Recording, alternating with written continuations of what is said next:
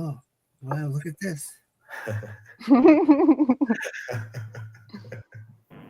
I thought I still had the music would play with it too, but I didn't. So That's okay. No, I have to set it back up again. I like the logo. It looks pretty.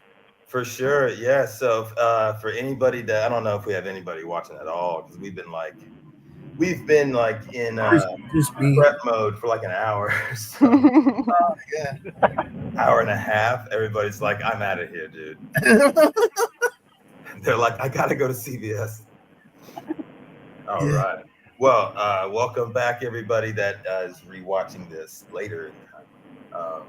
Let's see. Let's go around the room real quick. Sometimes we're just having a conversation and I sneak up on everybody and hit live, but I didn't want to do that today. Marcel, what's going on, man? Yo. Let's see. We got Lord Cameron. I don't know if you'll be here when it goes live or if you're over here now. We got Tiger Shark. I'm taking a break for a minute. Oh, cool. Yeah. I sent the link to a bunch of people, but anyway, Tiger Shark. And for the first time on the show, let's see. I don't know how you want me to refer to him, Bearcat with the Blunt Life. Well, whatever. I mean, I'm Amanda Panda Bear. I'm also your confused mom. But for the sake of the things that I'm starting, my content that I'm starting is with the Blunt Life to put out. So that's why I have it up. Plus the first stuff that I've done already is under Bearcat, which is the closest to me and not so much an alter ego because it's like a chosen name. So you're saying you have a channel? Well, I have a few that I've been waiting to do things on for a while, but I have started to put some things up on the Blunt Life. So the Blunt Life. Okay, and then cool. usually I'm I have that You're Confused Mom tag because that is my gaming channel name stuff. Oh, gotcha.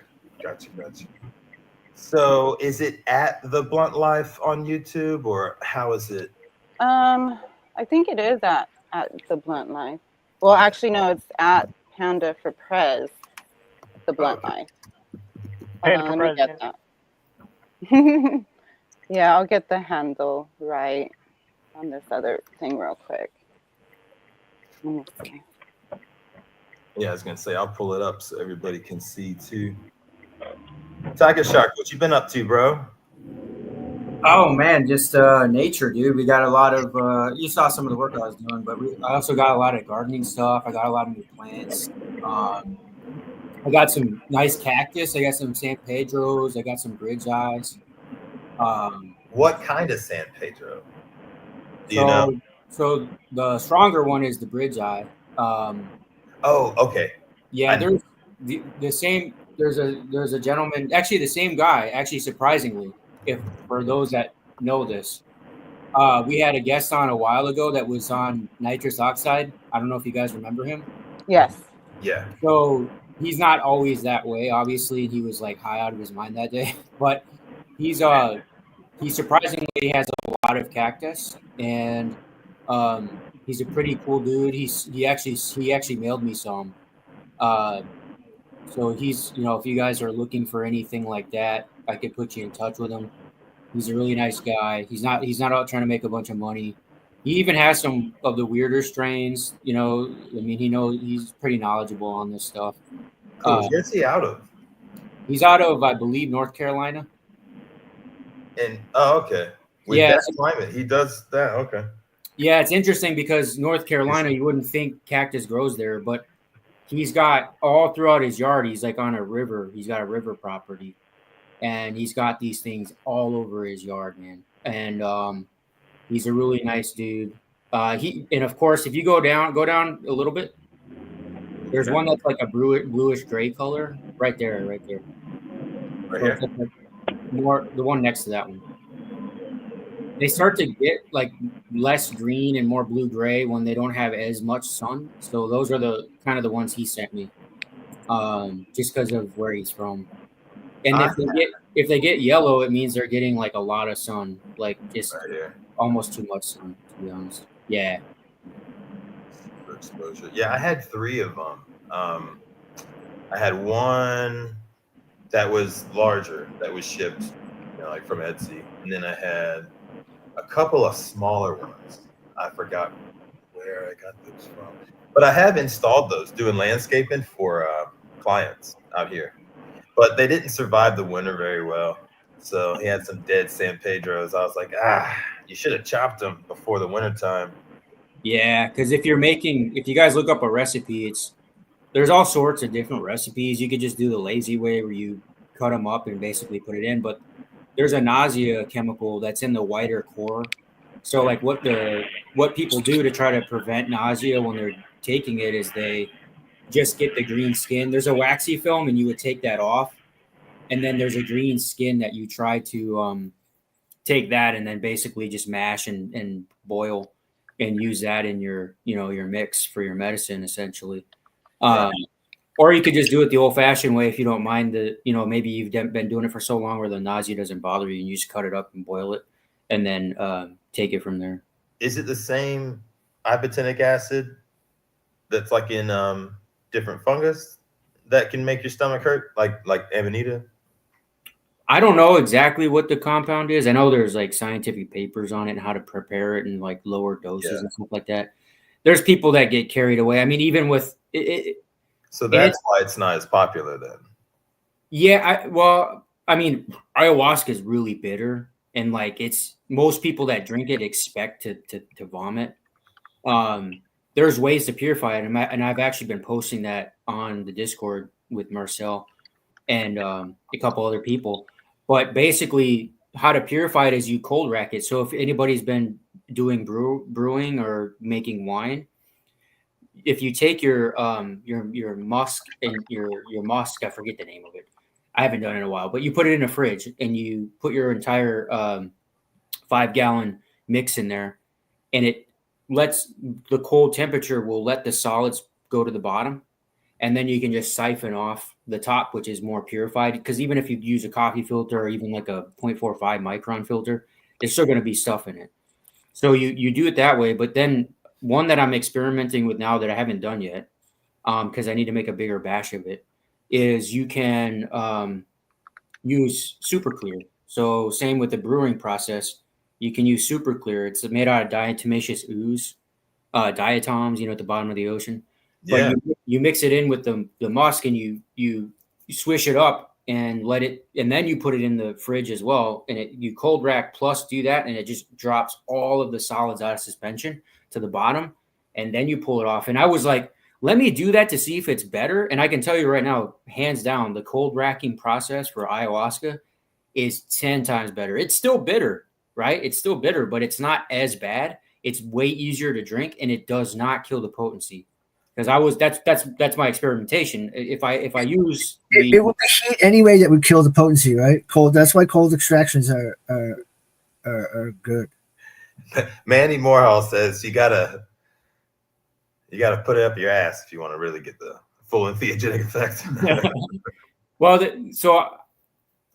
I've been thinking about that recently. Actually, the way that they were doing that, and I think this is my opinion, WitchDoctor. I'm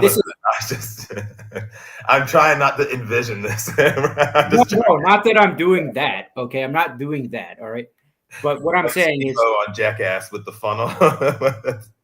Tutorial. Hot Wheel car with the condom and Ryan Dunn or whoever did. Yeah, go ahead. No, so if you look it up, and even the Greeks said this, Somalia was where frankincense was from, and it was like super expensive. It was like spice.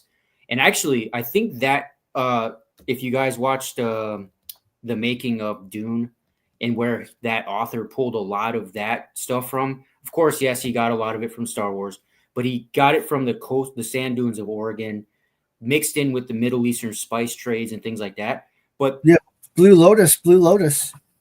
Specifically regarding frankincense, which is found in like all of the Christian, all of the Jewish recipes for all their incense. that stuff was super expensive. And I forget who it was, Seneca or somebody said, you know what, we basically made them rich. And so it was in short supply. And my guess is that they went to the use of the alabastron because it was so damn expensive for some of these concoctions and recipes. You know, if you're spending a lot of money for it, you're going to be like, I want to get the best I can get out of it, right? And I would think the richer people just could burn it, right? And they're just like, whatever, you know, money is not a thing to them. But I think the other people probably using it was probably a big deal. But yeah, so the ayahuasca thing, cold racket, if anybody wants to do that, you'll take a lot of solids out. It does not kill. So you'll boil it first. You'll not boil it, but you'll heat it up and go through the normal process, and then cold rack it off, pull it off, and then, you know, do your thing. I recommend like start with like 120 milliliter, you know, kind of a mix, 120 cc's is a good little dose. And then back to the mushrooms. So a lot of people on shroomery that you had mentioned, I don't know about specifically for Amanita muscaria, but I know for, you know, cubensis, for example, there's quite a few people that just don't like the taste of mushrooms in general, like even button mushrooms, they don't even like. So they'll make teas out of it, right? Or they'll grind it. They'll take the mushroom, you know, dried mushroom, powder it, and then they'll mix it with chocolate, and they'll make little chocolates. So, you know, a lot of people that go to music festivals, that's what they try to sell you. So they do all sorts of things. Put it in honey. I mean, that story of one of my favorite Greek stories is the one about Glaucus. You know that story? So in tell it. Yeah. So I'm just gonna, you know, give a very, very 60,000 foot view version of it. You guys can read it, but essentially the story is probably it's mainly about psilocybin mushrooms in the Greek mythology, and it revolves around King Minos and his wife, and they had a son Glaucus that fell into a vat of honey, and it was blue honey, and died. And they said, you know, she was distraught. But there was another thing with her having an affection towards cows and the tricolored dung that it had, right? Probably the mushroom. And then you know, she was distraught that her son died. So she tried to get, you know, any wizards or magicians in there that could save him or resuscitate him. And one kind of younger guy said, you know, I'll give it a shot. Polyidus came in. But basically, you know, it goes on and on to this story where the wife, he couldn't come up with a good way to bring him back, right? He went to different other sages and magicians, and they're like, here, look at oil on water. If you track this, it will take you somewhere and give you answers. He couldn't find anything. And of course, she was mad with that answer. So she locked him in the tomb with her son. And he witnessed a snake come in with a herb. Or no, there was a snake come in. Polyidus got scared, killed the snake. Another snake came in and gave that snake a herb and revived him, and then took off. And he asked the guard, like, hey, can you give me this herb, right, to revive Glaucus? But the interesting thing about Glaucus, it's actually used in botany and things like that to identify blue-green plants. So just like we looked at that cactus, that you would call it a glaucous color if it's blue-green, gray blue. And the same thing with psilocybin mushrooms. When they bruise blue. And so when you make, you know, honey, sometimes with blue mushrooms, it could make it a bluish honey, right? So that's kind of the Greek mythos on that. You guys could look it up. It's a little bit more than that. I mean, obviously the Minotaur, right? The Minotaur plays a big role. That's where it came from. The Minotaur in the labyrinth from King Minos and all of this stuff. So pretty cool stuff. But yeah, that's what I've been up to. That, and just I got a fig tree now, so you know I'm trying to get some more fruits and stuff in the garden. They grow fairly fast, dude. This one already has fruit, dude. Oh, really? Nice. Yeah. Yeah, that's the. I used to tell like clients that wanted different kinds of trees. I was like, you're gonna be waiting 20 years. You know, like for an apple tree, you know, like some of them. I said it might be a minute. Not that bad though. All right, so I have. Well, can I ask something real quick? Yes. Tiger Shark, just because, you know, given advice to people about doing this stuff, Could you also give people advice about maybe some mental preparation or maybe preferred states of being or circumstance? Yes. Yeah, I mean, it can get scary even for those that have, like, I've, religiously been doing it, not literally in a religious context, because I'm part of the Native American Church, ONAC. Mm-hmm. And so I've been doing this for like 20 years, but I can still take high doses, and it takes me places that maybe I don't want to go. And so Mm-hmm. for many people that jump into it, and you hear stories of, people paying $5,000 to go to the Amazon to take ayahuasca because they want to experience it and have a life change, but like they just go balls to the walls, right? And I'm a big advocate of slow walking it in. There's nothing wrong with that. Don't have a big ego about, oh, I'm going to eat 30 grams of dried mushrooms. Ha ha ha. Leave that out of it. That's not the point. And really go easy, and then stepwise build yourself up. And even if you take a small amount early on and nothing happens, then okay, I didn't take enough. And the next time maybe I'll do, maybe I start with 1 gram, then I go to 1.5, and then I go to 2. But you need to also have, they say set and setting. I don't really think there's like ever a perfect time that you can do this. Obviously, you need time. You don't want to be around your family. You don't want to be, Mm-hmm. you don't want to have to like get on an airplane and take a flight. You don't want to have to go to work. Now you can microdose and do that. Some people do that on micro, but if you're gonna microdose, in my opinion, just take reishi mushrooms or chaga. I mean, you still get like really zoned in. You get like a clear mind and you can focus really easy, but you don't get the high from it. That's why I like reishi, and that's why some people replace coffee with reishi mushroom powder.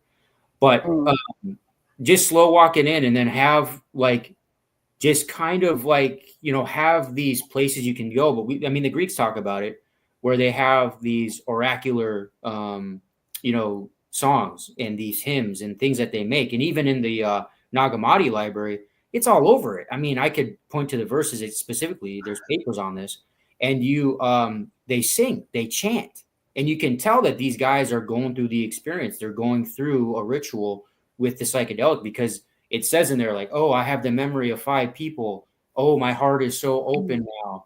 And then they start singing, and they're like, it's in writing. There's these weird, phrases of people singing. And that's really, in my mind, where the glossolalia comes from, speaking in tongues. That's what that is. It's not, some universal language. It's speaking to God when you're on these experiences. At least that's how they interpreted it. Oh, that makes a lot of sense. You need to have, like, there's these chants. Terrence McKenna talked about his. I had one on my last mega dose of ayahuasca. I pushed the limits way too far. I felt like I was physically dying, not just ego death, but like physically dying. I felt like I was like, should I call the ambulance right now, or like, what the fuck? And yes, I threw up. I threw up, and I wasn't feeling good, but it was like just very strong. But I, just had these little phrases and these little things that I did to myself, and kept calm and cool and collected, and it will pass. And maybe after a big time like that, you give it a month or 2, and then you go back to it later. It's not like this messes you up like heroin or something like that. For me, people always ask me like, well, what's the difference between something like that and something like meth or, stimulants or whatever?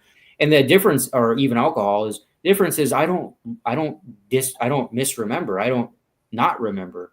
These things I remember very vividly, things that I can't even put into words. I mean, have experiences from 20 years ago that I'm still trying to make sense out of, right? And so it's like, you don't, with alcohol and other things, you take enough of it, you black out, you don't remember. People wake up in, bad situations. A lot of women get taken advantage of in these situations. These things don't do any of that to you. But we know with like cannabis, for example, high edibles, like milligram edibles. And I'm not here to brag, but I used to get 1,500 milligram edibles and eat them like it was no problem. But it was like you get to the peak of being stoned where you're just like, this is too much. Be This walking in the underworld with that amount. God, dog. You gotta lay down. You know, I had to lay down. I'm like, yeah, this is too much. Lazarus fucking drinking tea together. But the thing is like there's news stories and things like that of people, especially in Colorado, because it's legal, where they have to they ended up in the emergency room because they get to that space and they don't know how to navigate that place. And that's really what I think you're asking about. And for me, it's like I always find comfort laying down. People ask me like, what do you do when you do ayahuasca? Like, what do you do when you do shrooms? I always lay down, and I do it at night. For me, like, I'm not going to do it during the day because I have so much stuff going on. I don't want to be like paranoid about getting something done. Oh, did I not do this? Or, oh, I have to do this. Or, oh, I need to go get errands done. I think that's like a big mistake if you're doing it when you have things to do as an adult. So for me, if you go from like 10 or maybe 8 to like midnight or 1 o'clock, and then you fall asleep in your bed and you're having these awesome experiences and your bathroom's right there in case you need to get up and go potty or whatever, you're perfectly fine, man. There's nothing wrong. There's nothing that can go wrong. You can take a shower if you need to and then go right back to bed. And on ayahuasca, I'll just, start at 10. It kicks in at 10. I have these cool visuals. I have, the experience. It drags me in, but it's like medicine because that's what the Syrian root, the harmaline does, the MAOI. Right. It like keeps your body still and you feel it working through your body and everything is relaxed. And then you're also having this DMT experience at the same time. And it's just like, you don't even want to get up. You just want to be in bed. You could put music on a TV. You could go on your phone, but really there's a point where it gets too strong. You put the phone down. You're like, all right, I'm going to go back to this because this is cooler.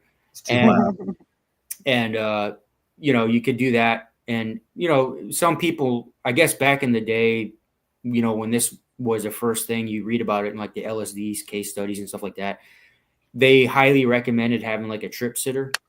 And it wasn't somebody that would like calm you down, but it was like somebody just to let you know everything's okay. Right. Like, so if you're going too hard, you come out, they, hey, what's up, dude?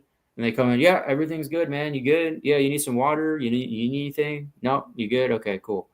So you could always do it that way too. You could always do a buddy system. I used to do that, when I was younger, I used to do that. When I had a really intense morning glory, like out of this world experience at my friend's house, where we were like, so we didn't know it was the first time we read about it. Like, let's do it. We were so dumb. We put the seeds on pizza. We ordered a pizza and ate it, the seeds like that. And then we made the tea, which was stupid.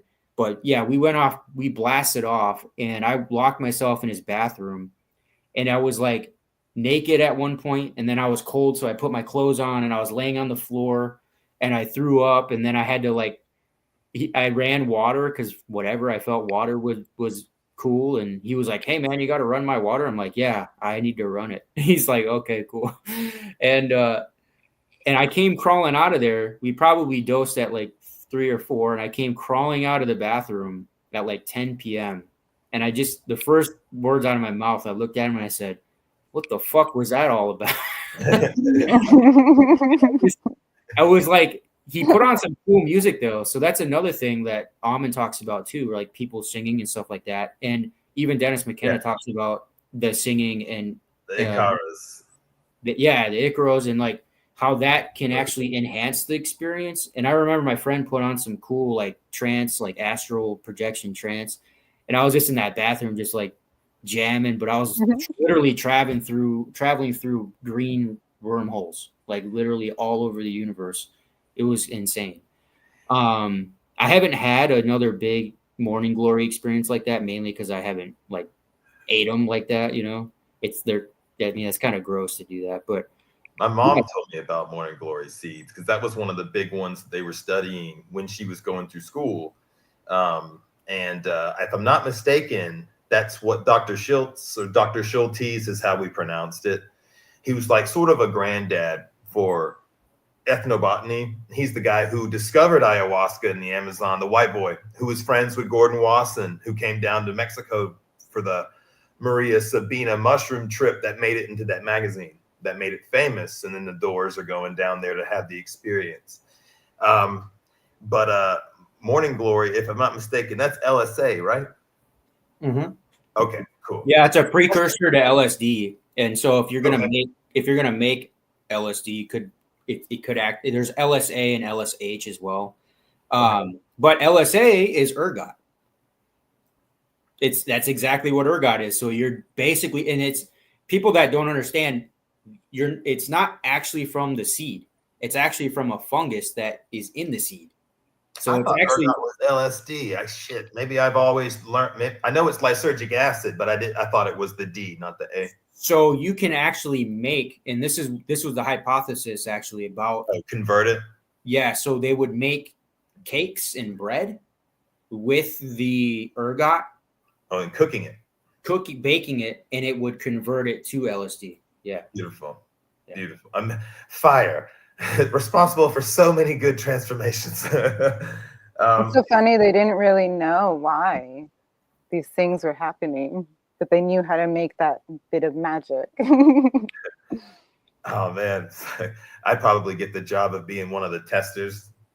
Be so screwed. Okay, there's a really cool story, and there's like back and forth about the scholars on this. So like there's a small Greek island somewhere. I forget, I could look it up, and there's a story on it. There's an old myth, like modern myth, about a 3-year period on this Greek island. The women started having depictions and like artwork of them flying like witches on broomsticks and like flying all over the place.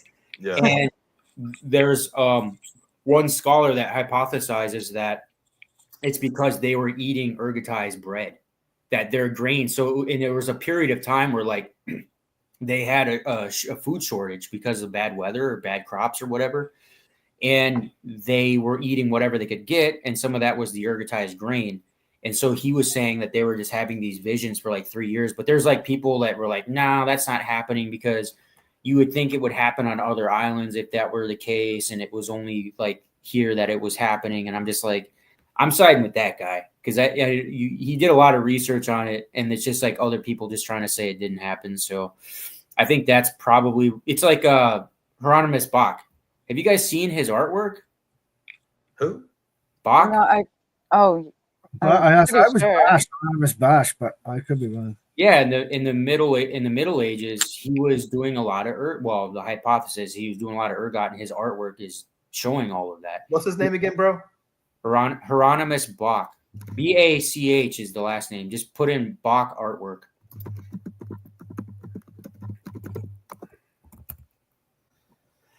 Oh, yeah. These are some wicked photos. I know who we're talking about here. All right. Yeah, so he was obviously doing something, and back then, like now, it's like not a big deal, right? We kind of know the artwork, and that's, for me, that's like through all cultures, of Greek and whatever, Middle Ages, South American, whatever.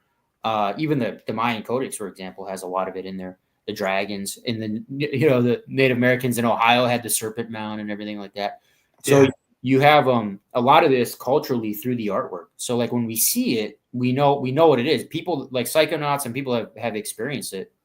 Yeah, sorry, I spelled his last name wrong. Oh, you're good. But yeah, this is some pretty intense vision. Yeah, especially for the Middle Ages, right? Oh, is this the frog? Yeah, this is the frog that everybody associates with like the cultic stuff. Like the Hollywood, the whole Travis Scott album cover. They say is a ripoff of this photo, where it's the frog looking thing right here. That. So Travis Scott's album cover has a big gold head of him with, everybody rushing into the mouth, That's a cool painting. Wow. Yeah, I've seen this before. I don't know if it was in art school or if it was just online later on in life, but so somebody was asking about the broomstick. So the broomsticks, you guys probably already know this, but I'm going to bring it up just in case. The witches would put the ointment on the broomstick, actually, and they would basically get it on their vagina. The reason why is because the vagina skin is very thin, and so it would go in faster and stronger, and that's why they would do the flying on the broomstick. And that you can actually read that on, I believe it's the National Park Service has a web page on that whole thing.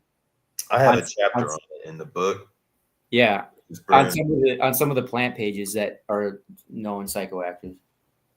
Yeah, and that's one of the weirdest things that is it's common knowledge to some people because they've heard it before, but when you try to tell somebody that the wizard broom or the witch's broom, the wizard wand, or the wizard's staff, that they all represent that, you get this weird look at first every time. Like, what? I'm like, yeah. That's why I show people with Jesus with the magic wand and all those years, and then they're like, no. I'm like, well, I don't know. I mean, back then, I don't think it was that weird. Like, I don't know. That's why I said last time, like, somebody had asked me a question, and I said, well, I think all of those people have schizophrenia. All of those people are living in some weird delusional world where they just want to deny this. And for us, you and I, that people look at us like we're weird. I look at everybody else like they're weird. I look at them like they don't know the truth. I'm looking at them like, what mask are you wearing today? They just don't want to know. Some people just aren't interested in it. Yeah, and I had a friend. I also want to bring this up because I think it's very important. And I don't, the things we say, we don't attack people. I don't, we're not Christians. We don't, we're not a channel of attacking them specifically. I mean, if we were going to be that, we could probably do a lot better job at that. I took down anything that I had that was orchestrated humor, just because that's kind of not what I wanted to have going on. So yeah, no, I feel you there. But it's like, what delusional world do they have to tell themselves and rewrite history constantly to take their position where you and I are just experiencing? And I think that we're living in this weird world where most people are like, if you literally ask somebody, when's the last time you had the original thought? Not any of you guys, because you guys, are well in depth in tune with things, but just the masses, they just want to watch TV. They want to be told. They want to read whatever the best book is in the bookstore, Barnes and Noble. They don't really want to think outside. Well, isn't the theory that it's because of the calcified pineal gland or whatever that we have made sick in our body? I think that's a really good hypothesis. Yeah, because once you melt into that space, you definitely have a new perspective for sure. Well, I think that because we have damaged our bodies with these different things, and by we, I mean not us on purpose, but maybe, some overseers might have some nefarious reasons for that. And those reasons may be because they make us more compliant to what we are told and given, because we can't experience anything else, because it's literally dumbed down the organ to do so. Yeah. Yeah. And I just, we're not, I'm just, it's interesting, but the world we live in is just, I feel like it's different. And Amin talks about it all the time on his show. Other people talk about it on their show.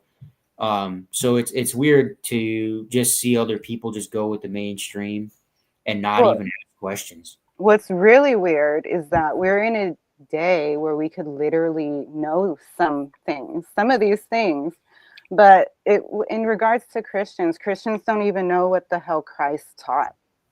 So if you start there, you don't even know what your own leader has taught in terms of his teachings, then you are already at a loss, because you can't be taught then, because you're trained to just take what you've been given. When you're in those realms of any kind of religion, it's not just Christianity, it's any of those buildings that bring in people, tell them one thing and tell them not to learn anything else, even though, knock and the door will be open. Their own teacher teaches to learn, to open yourself, and then you are so far removed. It's not any worth talking to a Christian. They have to come to you, Christian. Yeah. Yes. Yeah, you'll never talk them out of it. It's not like the ladies that are out front, like the Mennonites or the Latter-day Saints. You know, some of the older ladies will be out there on like Saturday or Sunday, whichever day they're allowed to work, because they have different Sabbaths sometimes. And it's not like you're going to sit there and rattle off anything we've ever heard on no damn YouTube and convert them in front of the fucking sit-go, you know, while I'm going to pay for gas. Well, let me ask you guys a question. And you guys, I want an answer from everybody. So we're seeing the legalization more and more. So it was marijuana, and even Texas, surprisingly, the governor vetoed the bill to make pot illegal again. They were trying to do that shit. They were trying to do it, but of course, it was an old Christian guy, right? Greg Well, I Abbott swear he's is doing in the a same thing. wheelchair. He's doing the So same more shit than likely Trump did. Yeah. Go ahead, bro. Sorry. So I was saying what's that, Lord Cameron?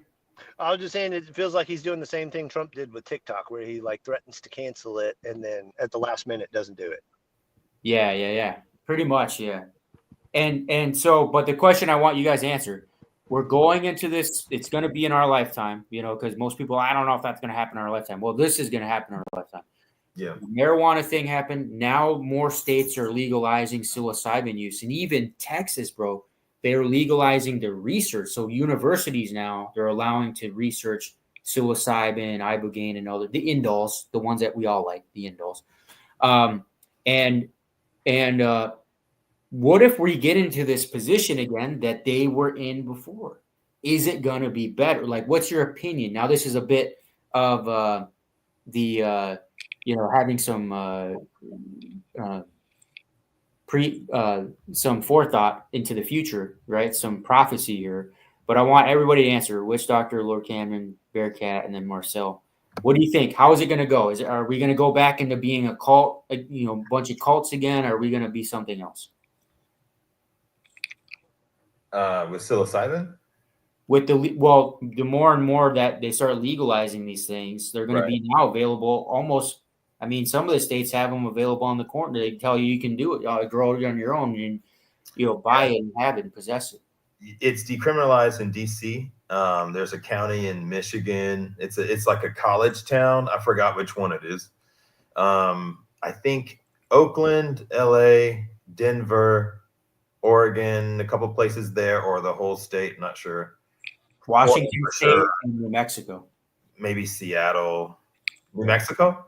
Yeah, New Mexico. I believe they decriminalized them. Probably. They seem to be all about a lot of Native Americans out there. I looked at a lot of land out there for sure. What's going to happen? Oh man, it's going to take forever. I wish my wife was here because she has the degree in this. And because this is her degree is the people that are going to be doing all of the research that gets it legalized pretty much. It's a master's in psychedelic investigation. And the problem they're having with psilocybin, and I need her to explain this, maybe if she sees the comments. I know she's at work right now, but if she sees this, she can fill me in on what it's specifically. There's something that occurs with the heart on psilocybin that's drawing this red flag. Now, granted, I don't think MDMA or ketamine is a better alternative necessarily, based off what it's, the friends I know that have talked about it or whatever. But so that's the one thing that's been holding it up as far as like, pushing it into a higher category, and there being like programs for veterans with really bad PTSD to get involved. I don't know how they're going to do it, but it makes me wonder if she gets a PhD in whatever you need to have, whatever specific thing related to that, like toxicology. I wonder if she'd be able to facilitate that for people. And then that would be, in a dream come true, probably as far as it's going to go for a while, is that there's only a few places that are doing this, and you have to be medically screened before. You're going to have to, you know what I'm saying? Like before you're even part of the research. And then, you have to, you can't be too old. You can't have any heart issues. You can't, you have to be green across the board. And honestly, a lot of people that are dealing with the issues, end of life mortality. So your elderly people who might have heart scares and stuff. So like my granddad, for example, there's no way I can convince him to try psilocybin. You know, like he's thinking, no way, like I'm not risking anything right now. What if I have like a heart attack? And that's not really what it's known for. It's just that when they're monitoring these patients, I don't want to say a heart murmur. That's why I need to text her real quick and see exactly what it was. But at a certain dose, based off your body weight, then that's when they were seeing some people having this symptom. And it was something to do with the heart rate, the heartbeat almost, if I'm not mistaken, something like that. But don't let me say more than I know. You know, I can't remember now what it was that, because when she was doing that particular class and research project, it was like every night, that's all she was talking about. I have the you know these ones. So the LD50, and we'll get to everybody else after I say this one. The LD50 is the lethal dose 50, which is like, you know, it's based on men, women, you know, as an average dose, which would the 50% level of what, you know, if you take 100%, you could die from it, right? And it's based on average body weights, men, women. Now, the three highest drugs that have the highest LD50, which would mean they're safest, right? Because you'd have to take so much before you could die. You know what they are? What's that? So the lowest ones obviously are like alcohol, cocaine, right? You can overdose. Fentanyl would be there, right? Right. The three highest ones that are almost impossible to die from: psilocybin, yeah, LSD, and cannabis. I don't know where DMT falls on that, although I think it's only the frog venom. Only that one, I believe, is the only one you can get too much of. Okay, yeah. And I think it's either I don't. Joe Rogan was talking about it. I can't remember, but I think that's the only one that if you were to get, I don't think you'd be able to get that much in you before it had a hold of you. Yeah, and there's two guys. I mean, again, this is not an ego thing, but of course, everywhere you go in society, even in the psychedelic space, you're going to have egotistical people. Oh man, yeah. There's two of them. One of them is friends with, I believe, Ari Shafir, which is one of Rogan's, you know, the comedian. But he's like a former, I don't know, Green Beret or some Navy SEAL or something that was on his show, and he's like, you know, I eat 30 grams of penis envy mushrooms, and he tries to act like he's this head honcho dude. There's another guy back in the day that was a karate dude that tried to claim the same thing, and so they're just having a peeing contest to see who can eat the most. But literally, like nobody has died from it, and unfortunately, that's the you know, what was it, salvia? Remember they used to sell salvia? You could buy it down at the weed shops, and then they outlawed it because a mother's son, a teenager, died, and she blamed the salvia. And if you actually go through like the autopsy report for that kid, it wasn't the salvia that killed him. It was something else that had killed him. And so, but it's not to say that some of these combinations, like you have to be very careful. You don't want to be like a show, you know, just turn overnight. I'm going to be a Sasha Shulgin type of character, Alexander Shulgin, which is an awesome pioneer in psychedelics. He used to, you know, he was the main speaker at most of these psychedelic conferences back in the day, him and his wife. And he would blend the two and try to extract different compounds and add them together, stimulants with active compounds, indoles, and things like that. I'm not saying to do that, and some of those can be dangerous, but alone in their pure form, those three are the ones that you should stick to. And really, the indoles are really where it's at, and the ones that I'm interested in. I'm not really interested in anything else. Yeah, so that's fine. I mean, so it's just an increase like caffeine would. So for those who might have, let me just, and I won't steal the floor too much, but let's say your blood sugar tanks and you have this in your system, and then you start to panic because of the psychedelic being involved, then that might cause you to faint. Yeah. You might have a blood sugar crash and you might hit the damn ground, but you're not going to die. Yeah. Yeah. And I've had that happen.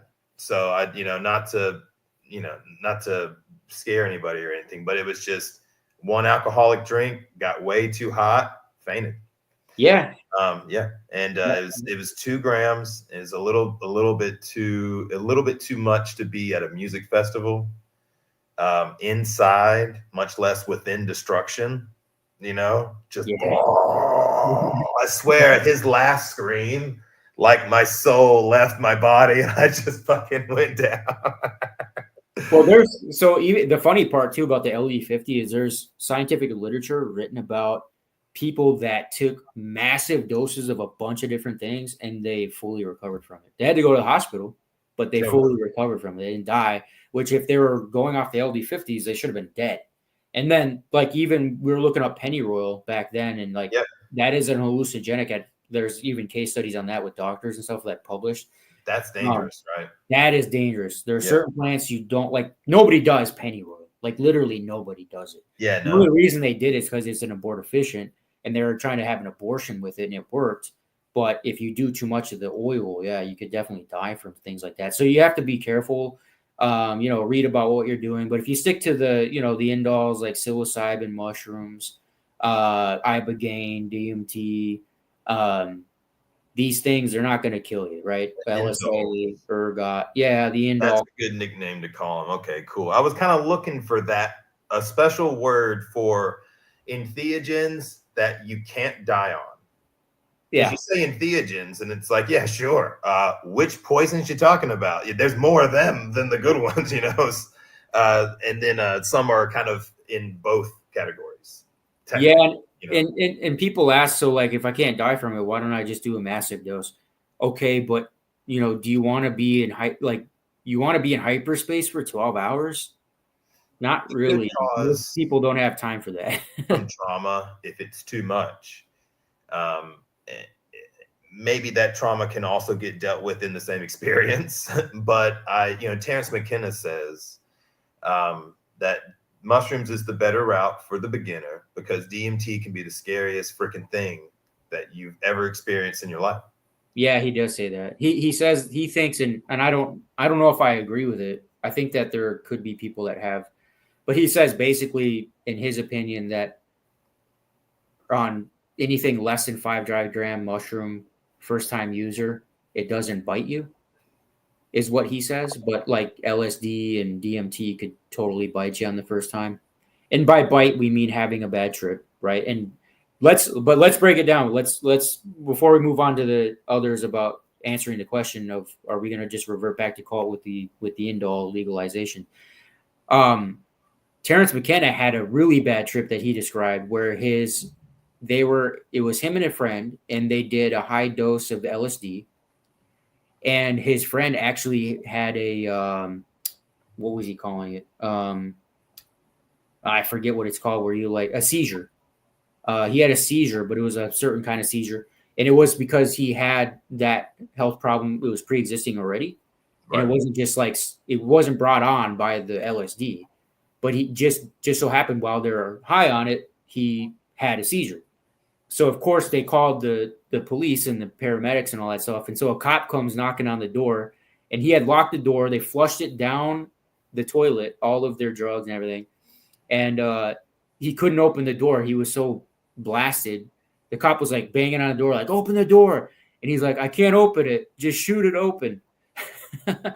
So yeah, he was having a bad trip. And then he had to go to the hospital, a psych ward, because they thought the dude had a seizure, but he was also, high as shit.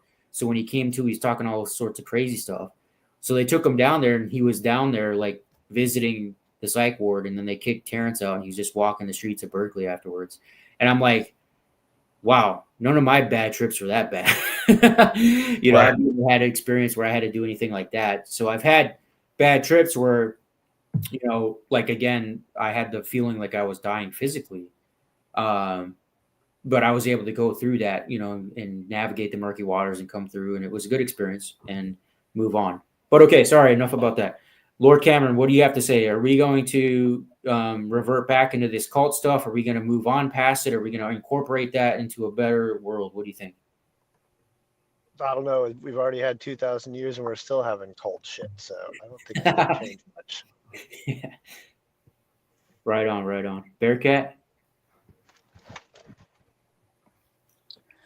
Well, I was part of the green rush to Colorado when it became legalized recreationally.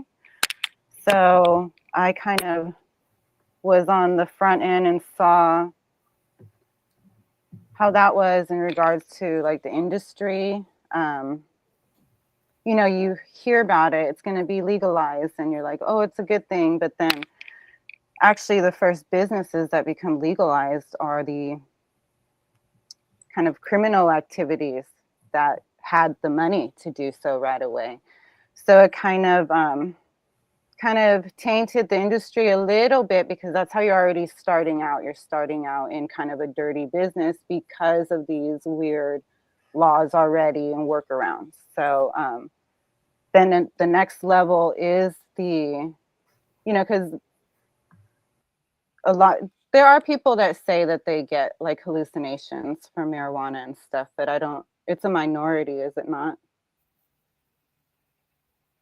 Yeah. Unless there's a lot or something. So the next level is the mushroom legalization. That is that next level stuff, right? So, I mean, ideally,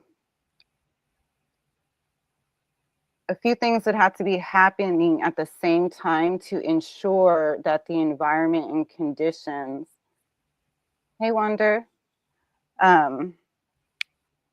would make it less conducive to cult-like behavior, because those kind of peoples won't be allowed to run and do those dealings the way that they already do. But some places that they have this stuff legal, they already have little buildings you can go to and everything. But we need to have a couple things that happen alongside in our culture so that we do have a good experience, rather than just going backward in time and just doing the same things that we've done for 2,000 years. So right away, first, we have to make sure that we are putting accountability on our leaders and our leadership. And so if our leadership is forced to take accountability for themselves and their ethics and their business practices, then so will the business leaders have to, because, you know, that will be cascade. And then you would be able to have an environment where you have a healthy culture and society that is educated enough that they could just be responsible enough to create their own kind of new practices together. Whereas, you know, back in the day, the only places that you could commune and stuff would be physically where you are, your church or your whatever, your temple, your whatever. But now we can compensate for that a little bit virtually as well. So we have an opportunity to form these things. So it's not like, what do we think is going to happen? It's like, no, what are we gonna make happen together? Because we are at the age where this kind of stuff is coming on our shoulders. So, I mean, I know some people in this loose community, and by this loose community, I mean the learners of the ancient documents and stuff. Like, for instance, the people that are trying to put a church together, like they're drawing down the dragons, and I'm not sure who all is involved with that, but I know that I've been hearing about like a nonprofit or something being put together, and that kind of good intention and those communities coming together would impact, you know, how all of that comes together for sure. So it's not an easy question or answer, but there are definitely things that I think are optimistic. I am not pessimistic. Nice. Marcel? Well, what exactly is the question? So with the legalized, so back in the Greek world, right? Yeah. I'm postulating that most of that activity came from the use of these compounds, the myths, and most Okay. Yeah. even the language. In my opinion, most people say what's first, Greek or Hebrew. I say the drugs Yeah. created 100%. the language. But so that's my working hypothesis. But it could, take it for what it is. But working with that, do you think legalizing these compounds now again in the modern world through the dark ages, they're outlawed, right? And they were taboo. Do you think that good things are going to come from this now? Or do you think that we're going to revert back into these different cultish ways that were there prior? There's something to the nature of the mind's willingness to feel it like you're in a tribe. You know, I don't think echo chambers or tribe mentality or anything will go away ever. Maybe it's possible, given actually, yeah, it's definitely possible through the use of psychedelics. What am I even thinking?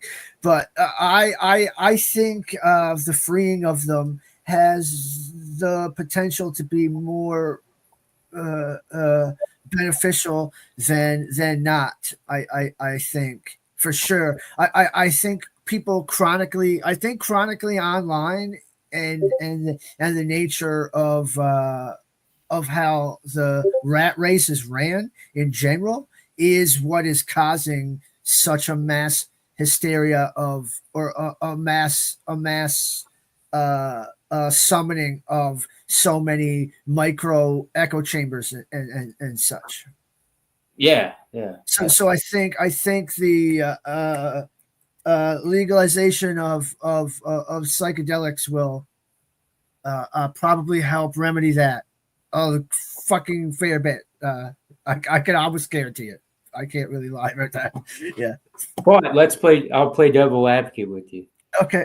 Yeah. So recently we had it, right, where you have the guys that are doing the DMT laser, and that has become its own little cult, by the way. It has, fair enough. Exactly. But everything, listen, you in order to risk taking 3 steps forward, you have to risk 3 steps backward, right? The higher you fly, the greater you have to fall. So you can't risk a step forward without risking the potential for just as, you know what I'm saying? Like, just as far as you make it in flight, you have just as far to that's why flying close to the sun is even shittier, because yeah, right? Like, until eventually you fly into it. But it's right, like that's Well, it's a shame, because that's what we have to do, right? Because who are the leaders in it? Who are the examples? You know, we are learning the hard way. People are learning the hard way, and some, a lot of people are like, oh, no, who cares? This is what is that? There's that quote about the survival of the fittest or whatever. I don't agree with that. I don't believe in that. That's unfortunate that we don't have a passing of knowledge and education and spirituality within our own families, let alone our own communities and whatnot. But we have to be the ones to step up now, because our elders are kind of shit. I think it's not that survival of the fittest isn't real or true. It's that applying it to everything is too reductionist. Mm-hmm. Yeah. It's like, right? Survival of the fittest works for like cells and like microorganisms, and like maybe in like, the ecosystem of a boreal fucking forest, but like not for people who have the cognitive not cognitive dissonance, but like the cognitive subjective awareness that we do as humans. Yeah, I mean, I don't know if I worded it properly, but I think you're getting what I'm saying. Yeah.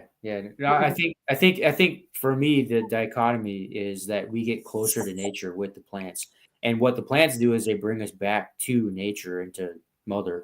Well, there's the idea that plants, that microbiology itself created plants to facilitate its life, because microbiology and plants need each other to live, but the microbes came first, right? So like it's actually, we're actually a giant ecosystem to facilitate the life of the tiniest microorganisms.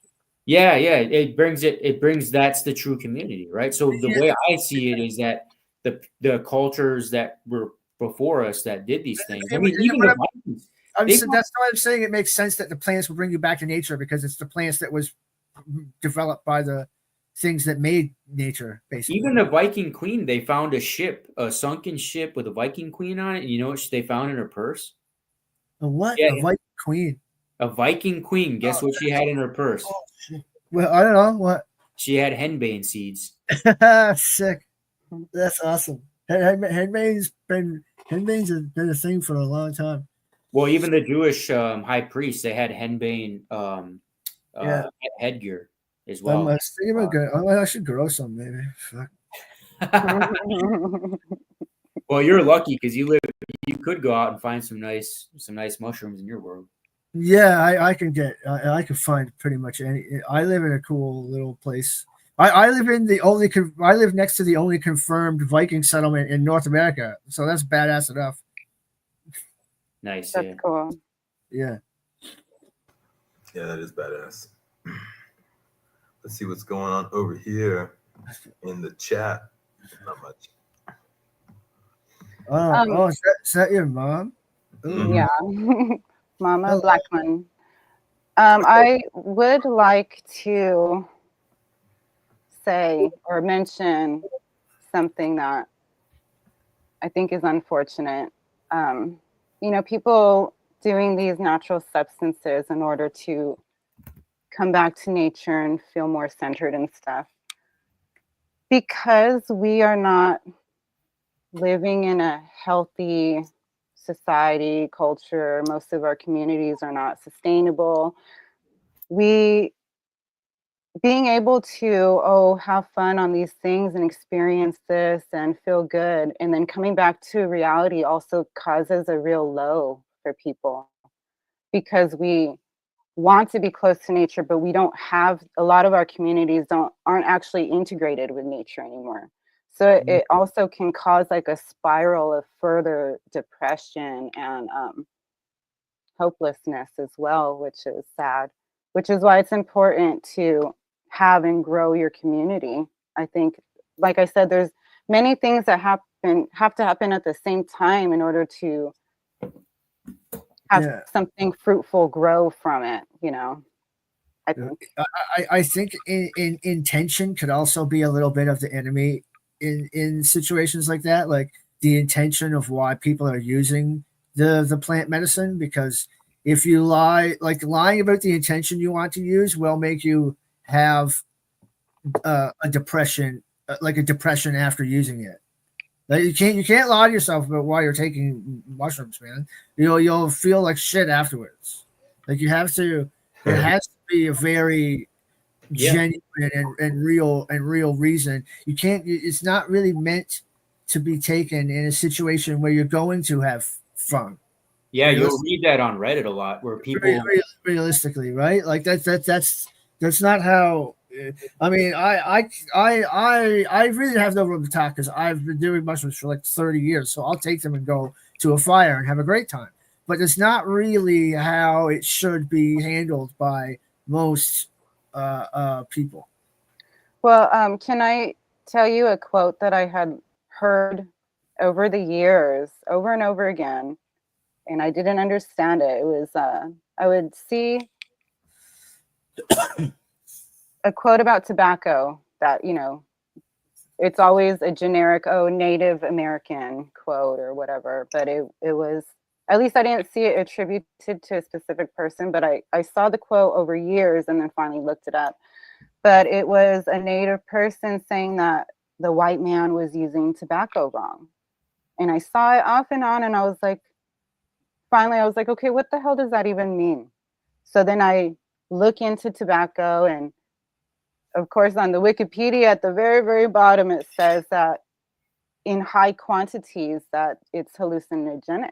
So you would realize that they were saying that because the way that they practiced it together in the tents and stuff that produce these visions, that basically because we have a lack of education and understanding, we get bastardized versions of so many things, and we think, this is great, but we're very disconnected to the true greatness of what we could have if we could make our soil healthy, you know what I mean, for lack of better metaphor. To your point, what Marcel said, reduction, that's what capitalism does. Capitalism reduces. So there's like a whole bunch of fruits you should look this up sometime. A bunch of fruits that most Americans have never even seen or heard of. The reason why they're not popular is because they're local to specific regions around the world, and they're not deemed worthy of being produced or mass produced. Yeah. And so nobody really knows about them, but there's a whole bunch of plants in the same genre too. And they just don't get, if capitalism can't make money from it, then you just don't hear about it. And what you just pointed out, like all of you guys here, just knowing this is like, it shouldn't be some big thing. It shouldn't be, but it is in society because you're going against the grain, unfortunately. Most people just think of one banana. There's one type of banana. There's like 300 different species, maybe even more of different types of banana, right? Yeah. So like, we're just all fed this capitalistic. It's like that movie They Live, with Rowdy Piper. Perfect movie. That's why the movie resonates so well, because it's true. Like, yeah. So just getting that to me is the message. And to Michelle's point, if you read about it, and this is my fear, this is why I asked the question to begin with. If you read even on shroomery, fungi, some plants, although I'm a big fan of acacia and mimosa, but I would say that if you read a lot on trip reports on shroomery.org and even on Reddit, to Marcel's point, there's a bunch of people that will have a bad experience and they'll just blame the drug. Oh, this is bad. This is bad. Nobody should do it. And they cop out and then they go away from it and never do it again. They run away. And then you have people that are on shroomery that have been doing it longer than me, 30, 40 years on there. And they're just assholes, right? There's other people trying to learn. They're trying to say, how do I do this? And they're like, don't do this. Don't do that. You have to do it this way. You have to do it that way. And it's funny because those same guys, I know the purists. The mods are hilarious to read about because there is one mod hilarious like that. He's against certain texts and certain things like that. And I don't, I've been doing that for so long that I don't even go there for text. I just kind of read, kind of go there maybe once a week and just read. And this same guy, just like in his thumbnail, he's like F DMT. Because every time he does it, it's like nature shows him something he doesn't want to know about. It shows you you're an asshole, dude. Because he knows his ego is disgusting. Right? Like, I mean, I've done some pretty low petty things, man. But like, DMT still always shows me that my ego isn't like to what drove it. It's like the sense of feeling of betrayal or whatnot, right? Some form of being hurt rather than it being ego driven, right? Yeah, and it's not never mind. I had a friend that, so when I was going through, I wasn't an alcoholic where I would drink at home, but I was what I would call a social alcoholic in my mid to late 20s. And what I mean by that is I only go out to drink. So I had just friends that were drinkers, and they would call me up, hey Mike, come down into the bar, we're over here, come drink. And when I was doing shrooms during that period as well, and the shroom kept telling me like, stop drinking. Okay, cool. And then I would stop drinking for a couple of weeks, and then I'd go back and drink, and then come back and then do another shroom, and the shroom would be like, okay, you need to stop drinking, and the way you stop drinking is you need to get rid of those people. Stop hanging out with those people. And I did. Eventually, it was like a process over 6 months. And during that process, I asked one of my friends, Chris, a good friend of mine that was, he was like me. He didn't drink at home, but he'd go out all the time. We had our little circle of friends. And I'm like, Chris, do you want to partake in this stuff? And he was, he told me, Marcel, he straight up looked at me and goes, no, because I really don't want to know who I am. I don't want to know exactly. Yeah. He wanted the blue pill, man. And like the Matrix, he wanted to stay blue pill. Yeah, man, it's true, man. Most people, I said it. Rob has had the quote in the last video he made, man. It's like, the bathroom mirror is the scariest place on the planet, man. Right? Like, fuck, man. That's all doing psychedelics does. It forces you to look in the mirror, man. And most people are too goddamn afraid for good reason. Right? I look crazy in the mirror. He's like, right? Like, check it. When's the last time you checked? I swear I can turn into like. Look at everyone got him, man.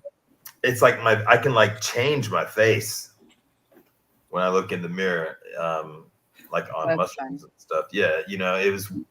I don't know. It's like your imagination can just kind of what's that blue turn it thing? into something. It's kind of cool. What blue thing, Marcel? It's above Tiger Shark. Is beautiful. Oh, that's What's the bust of? Yeah. This is your boy Marcel. This is Dionysus, bro. Oh, sick! Wow, Oh, beautiful. that's so cool. Yeah. Oh wow. To break our egos. Yes, we do. Yeah. Well, Well, you Jay need said to he learn was how to jumping use on. it for a different purpose, right? It's not about killing the ego. It's about understanding how to utilize it for something else. Yeah, I was going to say something like that. Go ahead, Amanda. Well, I was just going to say, just on the topic, just for analogy, you know, when someone drinks, you know, they are in the spirits, you know, you're drinking spirits, and some people believe, you know, that when you are drinking, that you are, how do they say, it's a courage, liquid courage, you know, that it's giving you a spirit of courage or something. Some people think that drinking makes you more susceptible to spirits or other kind of influences, which would give that personality briefly, you know. I think that one of the things about not enjoying seeing yourself through the lens of this kind of third perspective from entheogens is because a lot of people find that they don't really have a lot of substance to them. They don't have a lot of true personality or beliefs or ideals and stuff. So it's very disorienting and untethering. So I think that that also is something that is sad, and it's a symptom just of how we raise our children into adults and how we have been for so many generations now. We're kind of out of touch with ourselves and each other, and we just try to mimic sitcoms because we think that's what's normal, you know, or we just regurgitate stories. But yeah, I think one of the big fears too is like people are like, if I do this, will I ever come back to myself? And it's like, yeah, you always come back. It's not like you just magically turn into somebody else. You're still you. And there's even the guy that like the DMT-X experiment, which is like newer DMT stuff where they, you know, it was done at the college of London College over there in the UK. They took 10 people. One of the guys done a bunch of interviews after it. And he says, you know, you go with all your baggage. You're still you know, in that space, in that realm. And he compares it to like ayahuasca and things like that. And, you know, very similar experience he's saying. And of course, it's just an extender. That's all it is. It's just an extender, you know, and smoked DMT, for example, many people do that. They've been doing that for a long time. Problem with smoked is that it only lasts 5 to 10 minutes and then it's over with.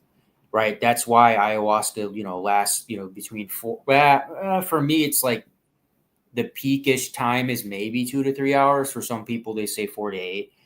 That DMT expander is supposed to be longer. But yeah, that's what they talk about. And it's not like you're going to just lose yourself. You're going to come back. You're going to have a new vision. You're going to have a new attitude. You're going to try to incorporate it into your life. You're going to have new truths, you know, things that are right in front of you. And hopefully you carry that over and not, you know, turn into a disgruntled person like Marcel said, and we read about all the time online, is where you blame other people for things or the drugs or whatever, or have some weird personality split about that, where you just confront yourself. And so, like, one of the confronting things that I did, that aside from quitting drinking, was I was an impulse buyer. The mushrooms told me one time, you're an impulse buyer. And I was like, you know what? I kind of am. And that's when I started working on it. And now I don't impulse buy whenever I go to a store with somebody else that's like, hey, I need to go buy this. Want to come? And I go, I don't get anything because I don't have to get anything. Right. And so it's just working on that, understanding. And then, you know, there's other deeper levels like, oh, you know, I shouldn't consume as much. Right. And the shrooms will tell you that too. Right. Or create things and become an artist. And that's why the artists, even in the Greek mythos, the artists and the poets are so close, you know, it's part of the muse, and anybody that's doing the muse activities, which, you know, let's just be frank about it. If you read about the muse, there's back and forth amongst the Greeks, how many different activities are part of the muse. In the beginning, it was 3. Then some said it was 9, and there's back and forth of what they were. I'm not here to dispute any of that, but it's just to say those people are close to it, right? So you, without doing the psychedelics, it's not the same thing. And I totally disagree with anybody that says it's the same thing through breathing exercises or anything like that. I mean, we could go back and say the fish, when they crawled out of the ocean during evolution, they were probably getting intoxicated on oxygen. Is that them going on the air? I mean, that's what you do when you're doing a breathing activity. You're just oxygen asphyxiation. Yeah, you get a little high from it, right? But it's not the same thing as DMT or psilocybin mushrooms, where you're having this connection with a deeper thing. Even on psilocybin, people claim that they see her, right? And there's a bunch of claims of a purple woman being that, and I've seen her too once. I've only encountered her once.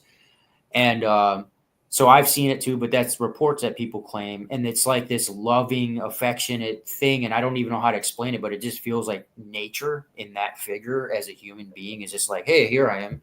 And you're One like, of her names has been Inanna, but you could also say that that is Medea, depending on what else is with that deity.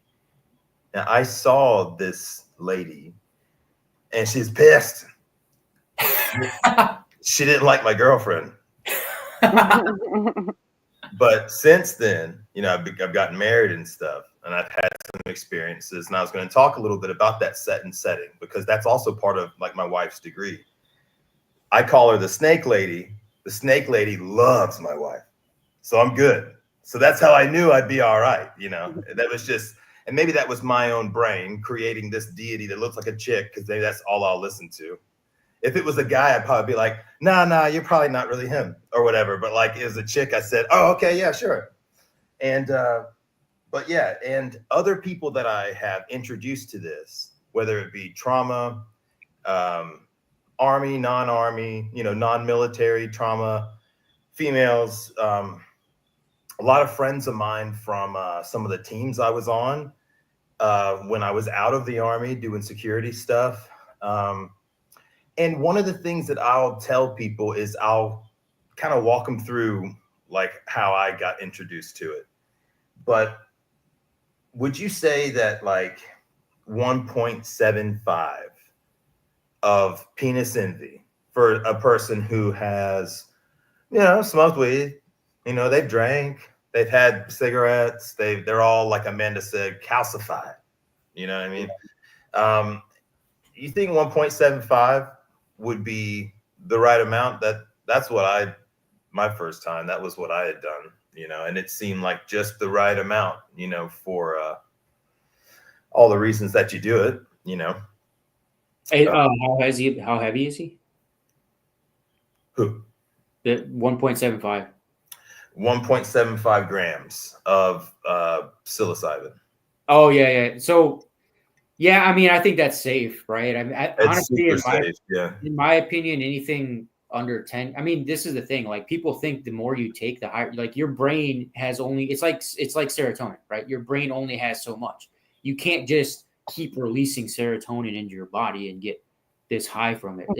It's a limited thing. So, like, even if you took, 10 grams or 5, is it going to be any more spectacular? Because that's kind of the idiot. It's like trading stocks, right? Oh, yeah. I won $200. Now I'm going to win 20,000 next, right? You get this weird, psychological thing with you, and you see it in the psychedelic community. But from what I've read, and I, obviously have had ape before, but most people say 1 gram is like 5 gram dried, but so 1.75 would be like kind of more than that, but still safe, anything below 10 grams, in my opinion. But here's the other thing. Now, I'm not an egotistical guy by any means, but having them fresh before, not buying them from somebody or whatever. Let's just say I found them in Mexico, right? If you eat them fresh, they're going to kick in a lot harder. So, I would think so. Oh, dude, your whole, and I'm talking like Mandy, boof it, like you literally take a fresh one and eat it, and your whole throat tingles, and you're like, what the hell is going on? Because on dry, you've never had that before. So you kind of like, when I first did that, I was like, nervous. I was like, what the heck is going on? My whole tongue and throat is numb. I was like, did I do something bad? Are these bad? Is there a mold on these? And no, that's just a part of the fresh. You get that fresh. With dried, you don't really get that at all. And so it adds to the experience a little bit. It's a little bit harder of a kick. So anybody doing that, just know that there is a difference between fresh and dried. I would recommend starting with the dried version personally, because the dose is a lot different. So with wet, it's almost a 10x, because when you dehydrate it, you're losing like 98% of water weight. Yeah. So just do it by 10x. So if I'm going to eat 5 grams dried, that means I'm going to eat 50 grams wet, essentially. So you can gauge it that way too. But I would always start dry, in my opinion. That's the safer route. I, unfortunately, when I did it, I went wet. I just went head in, when I first was getting into it. So. Yeah, I used to grow them in bins, but I never actually ate them wet. I always would dry them out first. I mean, knowing that you can just eat them, but I don't know. I just dried them out first. Maybe just so,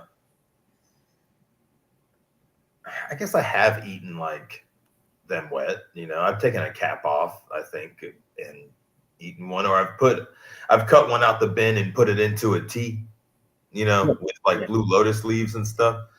So it wasn't a whole lot, but it was some, and I would imagine it would actually lose some of its potency when you dry it out, which is why you always want to have like really good penis envy, first flush penis envy, albino penis envy. I think those are the best for anyone trying to do it. And setting wise, all I did was having nobody really with me that had experienced that. I found a movie I was going to watch and got some food, and pretty much just had like 6 hours of my day where I knew like my roommates wouldn't come home and stuff, and just chilled in the house. And it was, I'll never forget that experience, even though it wasn't like the best one or anything. But you are right about like different doses, because even like, can y'all hear that duck? Yeah. Oh, God. I swear they want so much attention, man. Like if I go in there, they stop. Oh. And then when I leave, they start chirp. But I've had big doses, 7 or 8. I don't know. I took like 3 within like 10 minutes. I took 3 different mouthfuls of them, and I weighed them each time. But then by the end, I was just taking the whole bag in. And I'm not sure how many were there. And I think that was an Indian strain. So when I was in DC, there's these guys on Instagram called Shroom Lord DC. It's got a Mario with an Amanita in his hand, very cliche. And they'll pull you into a secure chat. They have guys who will actually do delivery, and they'll give you spots to come meet them up. And they supplied, everything, but you see, in DC, it's decriminalized, so it didn't matter. If you could have any kind of psilocybin on the shelves of the cannabis shops. So they had mushroom chocolate bars and stuff like that. For some reason, I feel like people, they seem to think that once you mix it in with the chocolate and stuff, sometimes it doesn't taste it doesn't feel exactly the same. And then I think that's just the type that they use inside the chocolate bar, because penis envy chocolate bars, you can tell they're the same thing. They feel different. I don't really know how to explain it, but they seem to be the best feeling ones that I've had. I've grown Treasure Coast, Cubensis B+, Golden Teachers, and then some buddies of mine that I kind of showed how to do it when they got started. They're all growing albino penis envy and like hillbilly. I've had a couple of bins contaminated. That's a bitch. Because you do all this work and you're waiting, it's 4 weeks in, and then it gets freaking contaminated, and you already, had the mycelium formed. You could have left it in the bag and just grown them out the top and, chopped it and pulled them off of that. But now the whole thing's contaminated. Yeah. And sometimes they'll still pop, but like, even if like a portion of that box doesn't look good, it's like, no way, man. But I tell people to watch their favorite movie at home with somebody that they either want to do it with them, or they can do it by themselves. But I think when they move forward and they have this set up for therapy, like maybe New Mexico is really a good move, because if me and my wife want to have a therapy center, I would probably change my major right now, but from cybersecurity to something else. But if she wanted to facilitate that, then if New Mexico has laws that support that, then that would be great. Because the goal would be to have, like, since it's going to be very, very niche and hard, it's not going to be easy. Like, it's going to be just like cannabis was before it was legalized and they started decriminalizing it in certain places. It's still going to take so much, I mean, think about it. We don't even have all 50 states for cannabis yet. So it's like, oh man, I don't know about the mushroom. It's a different reason. It's a different use. Cannabis is like a daily thing, or, I don't know if you want to say it's a daily thing, but it's definitely not the same as, like psilocybin. But if we could facilitate that for other war veterans, or people who have been through, traumatic, things or whatever, or just someone who's really curious and they're like retired and they're like, I want to do this, but I want to do it legally, because mentally, some people are in a generation where, and obviously I've worked in different parallel law enforcement type jobs and been in the military, to where, I don't sit here and say, yeah, everybody should be on drugs. Obviously not. But, but I do think that some people, like, if you're 60 years old, I don't think any cop should put you in handcuffs if you're 60 something years old and you have mushrooms in the trunk of your car. And you're driving. Yeah, I mean, I don't know why you should. I don't know why you'd have them in your car unless you're going to like some music festival or something. But yeah, like if they're going to the mountains. Yeah, and like, yeah, you know what I mean. Like people just picked them. I've seen trunkfuls of mushrooms, quite a few times. Say what? I've seen a trunk full of mushrooms quite a few times, man. Yeah. He's got him. He's like the opposite of Paul Stamets over there where he's at, because they grow all over the place where he's at. Right. So people pick them. You don't even have to grow them. You just got to go out and forage them. Yeah, they're all over they're everywhere. You can't go anywhere and not find them on the ground. You can recognize them. I was gonna say, well, where's the? And it's not psilocybin. Well, it's not. It is psilocybin, but it's not cubensis. It's it's a similancia. Yeah, it's the one that looks like the dragon's tongue. Yeah. Okay. It's the one that's in all the pictures, like in the alchemy books and stuff. Cubensis is semilancia, right? It's called Liberty Cap. It's like a little tiny thing. You eat it. It's wonderful. I usually pick 2 and eat. I usually pick 3 and eat 2, and then I end up eating them all. And then I got nothing to bring home. I'm so sorry, Chase. How long have you been here? Not long. Fuck. Okay. I looked down and I saw him like this. I'm sorry. Yeah, I didn't even know if I was in or not, but I guess now I'm in. I was just listening. What do you guys? I missed. I was driving, so I caught some of the conversation. But where are you guys at with? Are you still talking about the mushrooms and legality? Yeah, and then setting was something that came up briefly too, that I talked a little bit about, like, renting a movie that will be perfect for this. I always recommend like comedies. Don't do no Alice in Wonderland or freaking Willy Wonka and the Chocolate Factory in the tunnel. Like, you know what I mean? Like, here it comes. I can't imagine like somebody being like, oh my God, this is freaking me out. So like, I recommend like, my first movie I watched was Tenacious D, The Pick of Destiny. Bro, I had some stuff I was still mentally processing because I had traumatized myself, without these experiences before. Just being in the bodybuilding world, arguably you could say that part of that is kind of traumatic on the brain a little bit. And I was having a really hard time like processing stuff, if you will, you know? And so when I watched this movie, it was weird. It was like I went on this journey with Jack Black, if you will, where my brain went into 1,000 different other little mini episodes of stuff that put together real fast just to kind of process different shit that had been bugging me.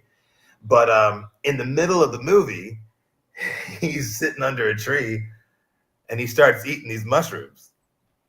And then he's like, he looks over and he sees Sasquatch. And then there's this whole song and everything, and he's floating down the river. And so that was just like one recommendation that I told people to try. It's kind of stupid, silly, but can I recommend something not to? Well, speaking of yeah. The first movie. I'm sorry, I didn't hear it.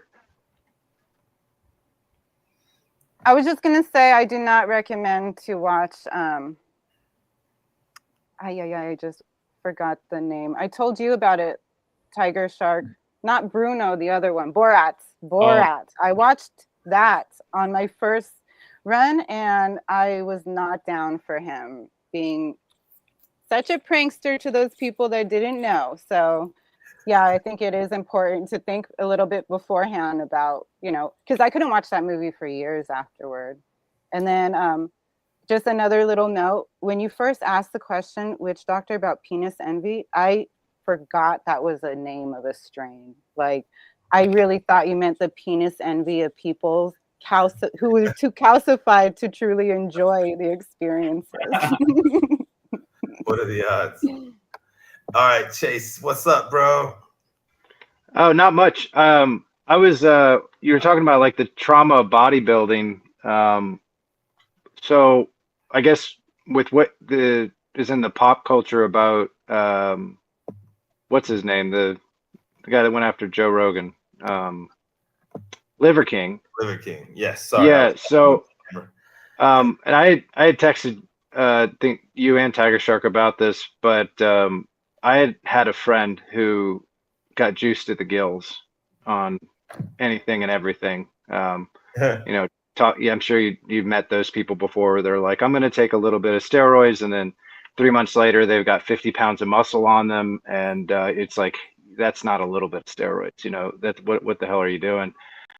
But his impulse control and like his mental state like got worse and worse and worse. When you talk about like the trauma of bodybuilding and the direction that all these drugs kind of like take you in, when people look at Liver King and they're like, what an idiot, why would he do something like that? Why would he drive down you know, threaten live camera with the gun, with the axe, with dogs? I just kind of saw like a highlight reel of those clips, but all I kept seeing was like someone who was in like this like blasted state of drugs, of like of mania, of like, you know, HGH, testosterone, all the steroids you could think of, and it's just like it starts just like affecting your thoughts and rewiring your brain. I don't know if you had any experience with that, and then you countered it with it sounds like with the psychedelics, but when you're in that space, do you see like an increase of kind of like impulse control,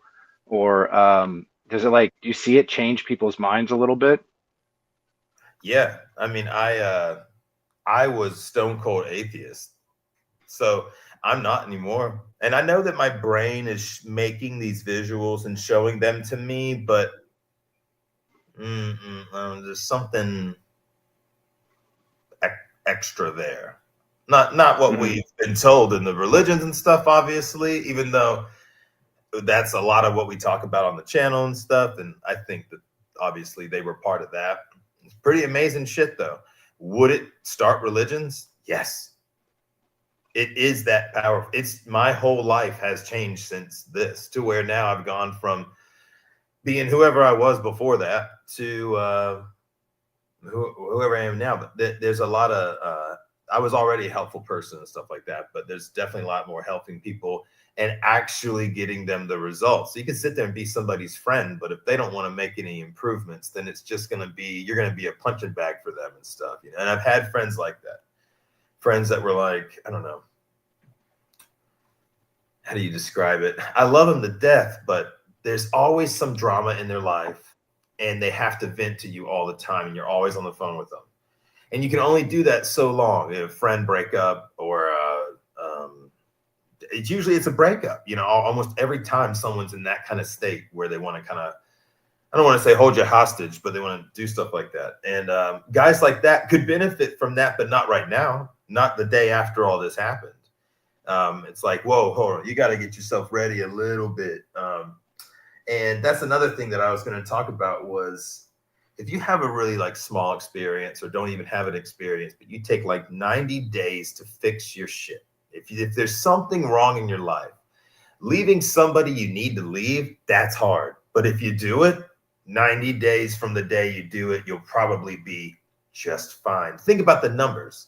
You know, think about the numbers. And there's always anomalies. There's always things that don't really, you know, work for this sort of what I'm saying. But you know, if you take 90 days to get your life straightened out, you know, like for myself, it's like going to the gym and getting in really good shape and stuff like that, making a lot of money, stacking up money like crazy, and just getting everything good. That way you can have like the most stress-free experience when you can let go and really just like reward yourself. Almost like, I don't know, it's almost like the bodybuilding shows I used to do. That was the reward back then, was all that fucking working stuff and ruining your relationships and your jobs over the damn thing and whatever. Finally, when that day got there, if you had done all the work you needed to, and you really made the fucking improvements, and you look right, you know it, and you're fucking undeniable, that's the best day of your goddamn life.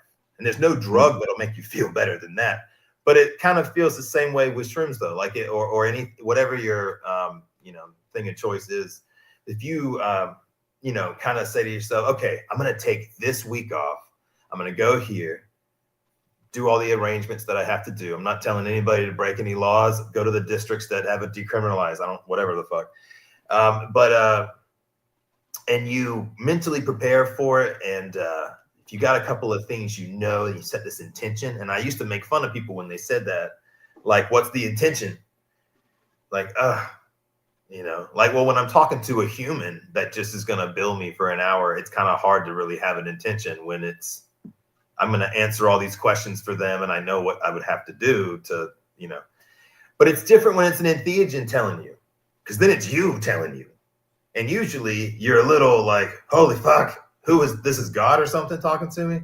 And that's a lot, and that'll really change you. Since you were asking about, does it have the ability to change people? Yeah, and it changed me to where I'm still Steve. I still act like I used to, still the same character, but all the bullshit is really scraped away now. And you know what I mean? I mean, I'm sure some people would disagree here and there, but yeah, just all the bullshit, all the things that you know are just going to give you anxiety or whatever the hell like that. I don't do it. You know, right.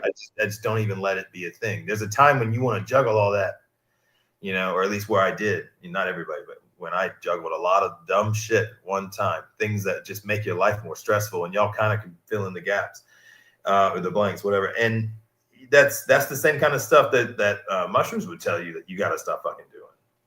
Which is why I think some people that, like, you know, friends of mine that don't have any interest in doing it, or they're like really hooked on like Coke or something, shrooms don't do anything for them. Sometimes they'll take them and they're like, no, it didn't do anything. I'm like, I don't know. Maybe they want to keep doing Coke, bro. Yeah, and it's because they don't have to look that in the face. They get the altered fake ego from the Coke, you know. But that's a typical cokehead, meth head. They'll blame everything. It's like a narcissistic trait that comes along with their use.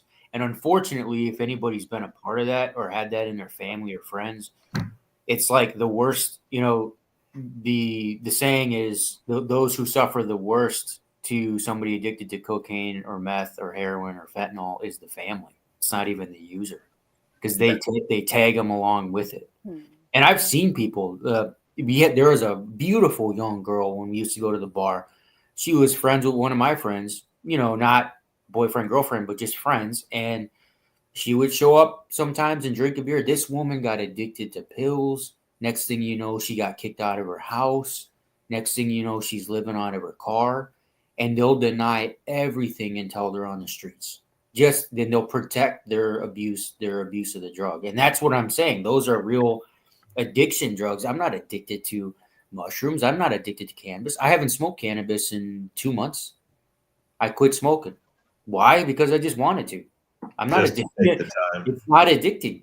I'm not addicted to any of it. And maybe some people are, but I just, I'm not addicted. I went years with using psilocybin and not using it. I went years with doing ayahuasca and then not using it. And I go through these phases where sometimes I'm too busy to use it. And that's the difference between alcohol, tobacco, coffee. Coffee's a daily addiction for most people. They can't even wake up without drinking a cup of coffee. I love coffee, bro. I do. I can get sick. Shut your mouth. I can get sick off of coffee though, because I make the espressos, and if I drink more than 3, if I drink 4 espressos back to back to back, bro, I don't feel good. I just don't feel good at all. Just too much caffeine, or It's just too much caffeine. It's too much. Yeah. yeah, that's pretty heavy. I mean, nowadays people are really desensitized to caffeine. I mean, Bang energy drinks 300. You go to the gas station and you can buy enough caffeine to give a freaking high school kid who might have a pre-existing condition a freaking heart attack, bro. And more than likely not, but definitely he might panic a little, like if his heart starts just beating. I've been at the gym with too much caffeine. I drank too many coffees and then an energy drink, and I've been like 30 minutes into a workout, I've been like, I need to go like cool the fuck down. My heart is just going, but yeah, hell, either way. I have a question about the caffeine. Often people will get headaches if they stop regular consuming. What would be the cause of that? Like manifesting as a headache or exhibiting as a headache, however you would phrase it. I'm not the smartest guy to describe this. However, you have adrenal glands, right? And when you take caffeine, your body kind of releases adrenaline a little bit. Or I might have the chemical wrong. Nobody hang me for this. But so when your body gets used to that, and caffeine suppresses another hormone called adenosine. Let me bring Chase back in. Adenosine is the hormone that makes you tired, and it builds up, which is why if you take naps, sometimes it screws up your sleep at night, because the only way to get your adenosine to lower is to get more sleep. And so if you remove the caffeine, the adenosine levels are high as shit. You go to sleep, you wake up, but they're still high as hell. Think of like a cop. The swing shifts where they work 12, they're off 8, and then they're back on for 12. After 3 weeks of that, you're fucking nuts. You go crazy. And so they're drinking Bang energy drinks like crazy to push that adenosine, to pretty much numb that, if you will, or to turn that off, or to suppress that feeling. And it only lasts, I believe the half-life of caffeine is like 6 hours. Might be 3. I can't remember now. I used to talk about this kind of stuff more. So because the adenosine and that feeling of being tired is just so goddamn strong, without that caffeine, you have to sit through that till you go to sleep again the next day. And then you got to sit through it again, and then again and again and again. And eventually, when you cut all the caffeine out and a week later, you've caught up for one night of sleep. And so people get behind, and it's almost like they're taking years off their life, really, because they're up so much that they never recover, and they go gray quicker. I mean, y'all know, people that are sleep deprived, sometimes it's a little too bad, or they just get really bad quality sleep. So I would say it's just it's the adenosine levels making you want that, but it's also it's addictive. I don't know how to describe addiction. This goes back into even the ancient texts too. So like somebody brought it up earlier, but fasting, and then in my opinion, it's why they were doing the 7-day thing, right? And so they were fasting, but they were also taking breaks in between. And I think they figured out that they didn't know the chemistry in the brain that was happening, but they knew if they waited a certain amount of days and they went for another experience, it'd be there. But if they just did it too much, it wouldn't be the same, right? Right. So like we see that too with the psychoactive compounds and some of these rituals. I mean, even Jeremiah 25 on the altar, where God's like literally telling him how to build the altar that goes in front of the Ark of the Covenant. They're making it out of the acacia wood. They're molding it with gold. And he tells Jeremiah that once a year he's going to have this special ritual, basically sacrifice over it. And so it's a 1 a year thing. Interestingly enough, one of the earlier Jewish high priests was also talking about it. I think his name is Hananiah, and he would talk about, and they were scared in one of their what was it, the Passover papyri gets into that, and there's surrounding text too with that, where they're talking about going through this fire cup ritual, and it's like it's not a feast thing where it happens once a year.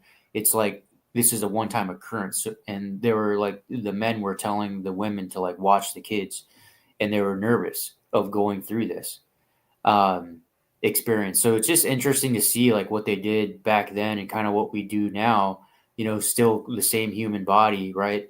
Some people are pushing the limits, but yeah, for me, that's what identifies as a drug, is somebody that becomes addicted to it. And even coffee, even though we all enjoy it, take a day off. How does your morning feel? It's funny how it doesn't really feel different unless you think you're going to, and then you tell yourself, I'm draggy today, and you have excuses because you didn't have your cup of coffee, like most people say. But in all reality, some days I just forget because I don't have time. Maybe I'm taking my kids somewhere in the morning and I skip it, and then I'm like, I didn't drink coffee today, but I'm the same old person. It's not like I'm, not doing anything. So it's probably not the best thing for Do you think there's something to the idea that because we're caught in kind of a consumerism cycle, like we all think we're improving by thinking like the right things or trying to know things or whatever, like that we have the right idea or whatever else, but yes. We're caught in a consumer cycle, and we have a lot of feedback systems in our body that can be, I guess, increased in certain directions. And like when I was in a car wreck, they gave me Dilaudid, and I didn't become a heroin addict, but it allowed me to transcend that circumstance, I imagine, because I don't remember feeling pain until way later. So I wonder if other drugs are like that, because I worked at a fancy hotel in New York, and they had people that were considered consultants, but they were the people that got the very wealthy people the untainted drugs, and some of these people that were very high profile financial market people and stuff like that, they're blowing coke every morning and stuff like that, and not in extreme amounts either, but there's like that each drug, and I understand we've like concentrated them down and distilled them and done different things, but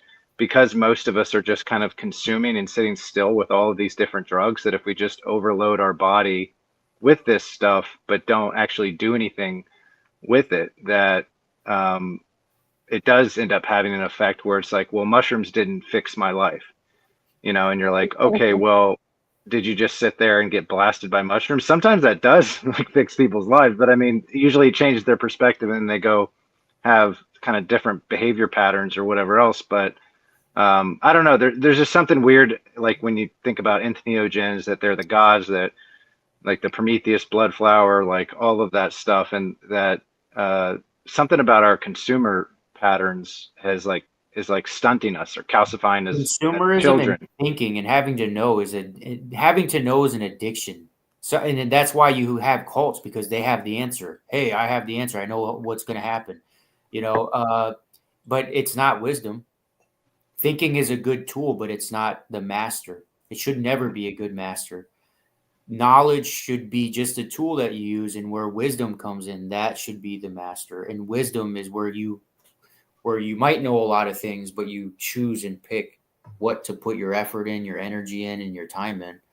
And unfortunately, capitalism has done that reduction for many people, because they want you're a player. You're a player in the capitalistic society that I created. And Chase, you need to know everything. And Chase, if you don't know anything, guess what? We're going to make you feel like you don't know. And you're going to feel guilty. And you're going to feel like I have to go watch YouTube right now to figure it out. Right. Or, and are there any other religions that so succinctly took like the power of like the cognitive mind and created like a virtual reality as if it was reality, other than the Abrahamic faiths, that I'm not aware of? Because it's starting to see a lot of like similarities in motivation or similarities in strategy, and like, you know, just read other war strategists and read Machiavelli and read all, you know, and you start to realize like that it's not a doesn't seem like a coincidence that a certain set of powerful cult texts were cobbled together over a certain amount of years, made to be the supreme texts, cut off from the rest of the population, and then passed down through generations of kings to teach them on how to rule people and stuff like that. And so I didn't know if there's any other religions that took the position that the Abrahamic faith seemed to take, which is like basically convincing you into what you're just talking about, and that capitalism might actually, you know, what the that's not the ism, not the word, but like the outcome of a system like that is inherently going to be something that we're seeing right now, as opposed to like other systems that would, you know, I don't know, connect you to the evidence and action and virtue and wisdom and all of these other things that kind of got hijacked. I don't know if that makes any sense or not. Well, it does make a little bit of sense, but it kind of makes me wonder, for the sake of this kind of wondering, because the texts that the Abrahamic religions are kind of centered around, their followers are now totally far removed from what those people were on to even write their text. Mhm. They were consuming things. They were being influenced by, you know, the natural things that they consumed as part of their practices and rituals and everything, and then put all that down. And then over time, stopped allowing the common person to also consume and partake. They had that division and separation with like the priest classes and whatever.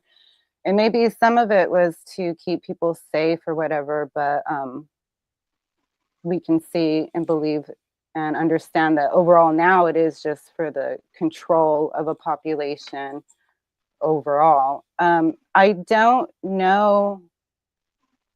I was thinking about the Indian texts, which we all know are Hindu or Vedic. You know, those are very old. They kind of are similar in that they speak on things that were consumed and experienced. But I don't know how their common now modern believers feel about. Do they understand how much of that experience in those texts were written because of another experience under the influence of natural substances? I don't know. But I think that that kind of goes into this question and wondering as well. Yeah, they don't know. I'll tell you why. Because I was watching a guy defend Buddhism against a Christian. It was or maybe an atheist. It was a debate, right? The guy was such a jerk. He was sitting there swearing, trying to defend Buddhism. You're like, Buddha, you're a Buddhist and you're swearing at these people. But basically the Rig Veda has Soma, which we all know Soma, right? And then also that was a part of the older Silk Road trade, the original Silk Road, not the one where the empires got involved, the original one with the farmers. And there is also Shiva, one of the gods there, had salvia plants all grown around the temples. So, you know, they were totally doing these substances. You see the artwork, you see their gods. There's no question about it. You know, some people get into the particulars about him being blue. Maybe that has something to do with psilocybin. I don't know. I don't think we're ever going to know, because we can't just go back in time and know exactly what they were doing and how they were doing it. But we have a pretty good idea that these, you know, these cultures and their rituals and things of that nature came from that. And that's, I mean, you can even trace the valley it came out of. The Rig Veda actually came out of a valley cult that was doing these drugs. There's a guy named Dakota from Yeah, Earth, it's powerful. and Dakota from Earth. Good. He went to.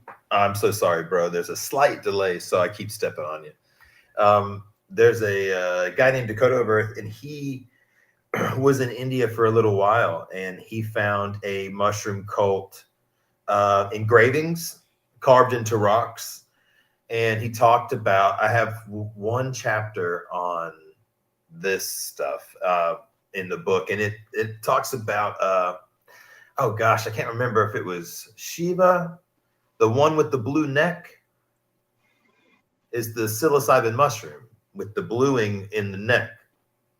And then there's a folklore fable story made up around that about swallowing the ocean. I can't remember exactly now. God, it's funny how I wrote all this stuff, and it's like I can't even tell you what the hell I even wrote. And then there's another one. I think it was Rudra, which is red with 1,000 white eyes.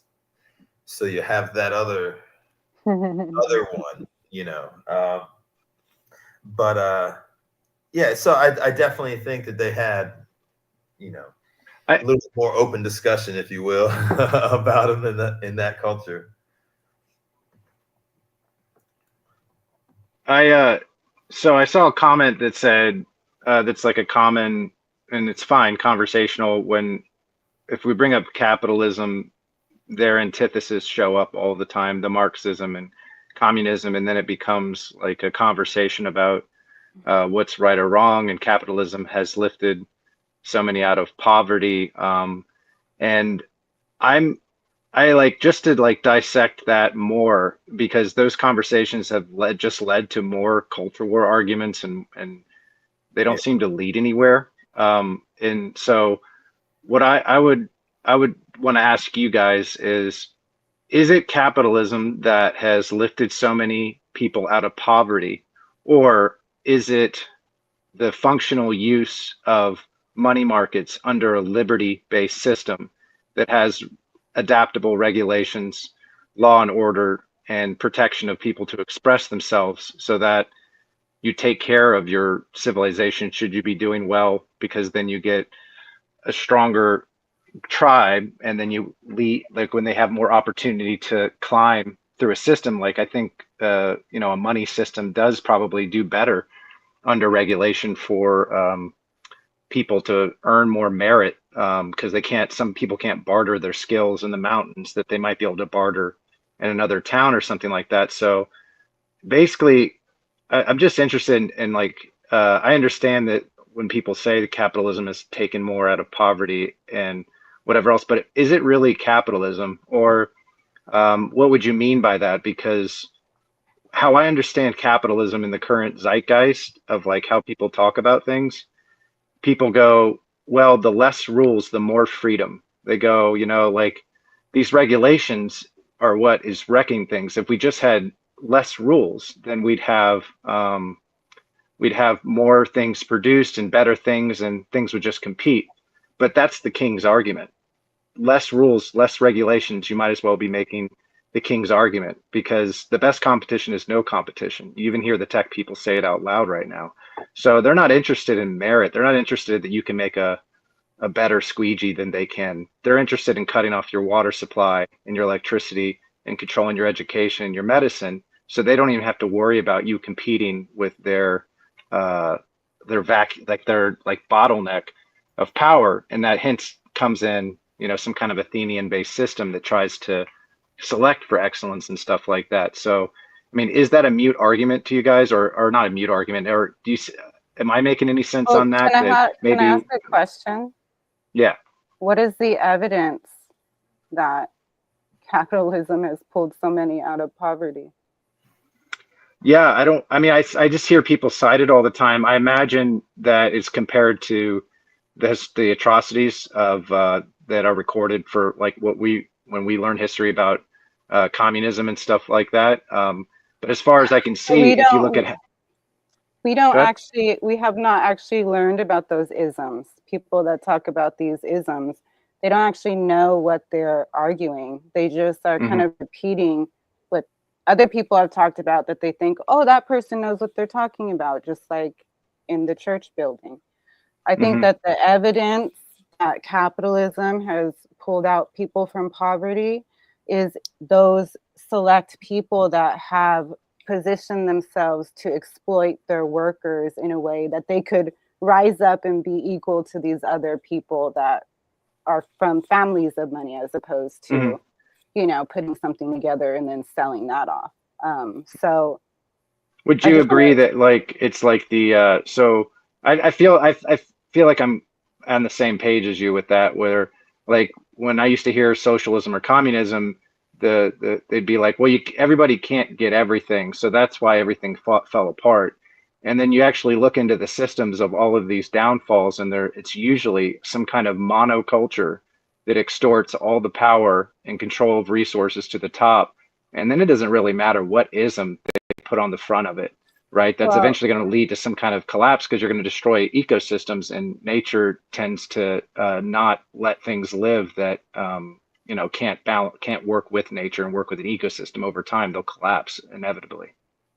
well, is this question better suited underneath the umbrella of the oligarchy, how that sets conditions, rather Yeah, than a pretend something else that we no longer live in? yeah, yeah, yeah.